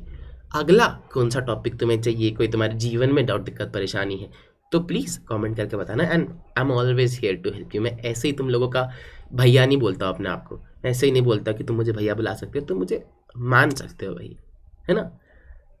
वटेवर यू फील कि सर मेरे को ये समस्या है, भैया मेरे को ये दिक्कत आ रही है, मेरा मन नहीं लग रहा, मेरे को नींद बहुत आती है, मेरे से पढ़ाई नहीं हो रही, मेरा ध्यान भटकता है, ये वो anything and everything, you can discuss it with me. I will try to make a video on it and that will definitely help you. ठीक है जी, मैं मिलता तुमसे अगली वीडियो में, तब तक के लिए लव यू ढेर सारा, बाय बाय।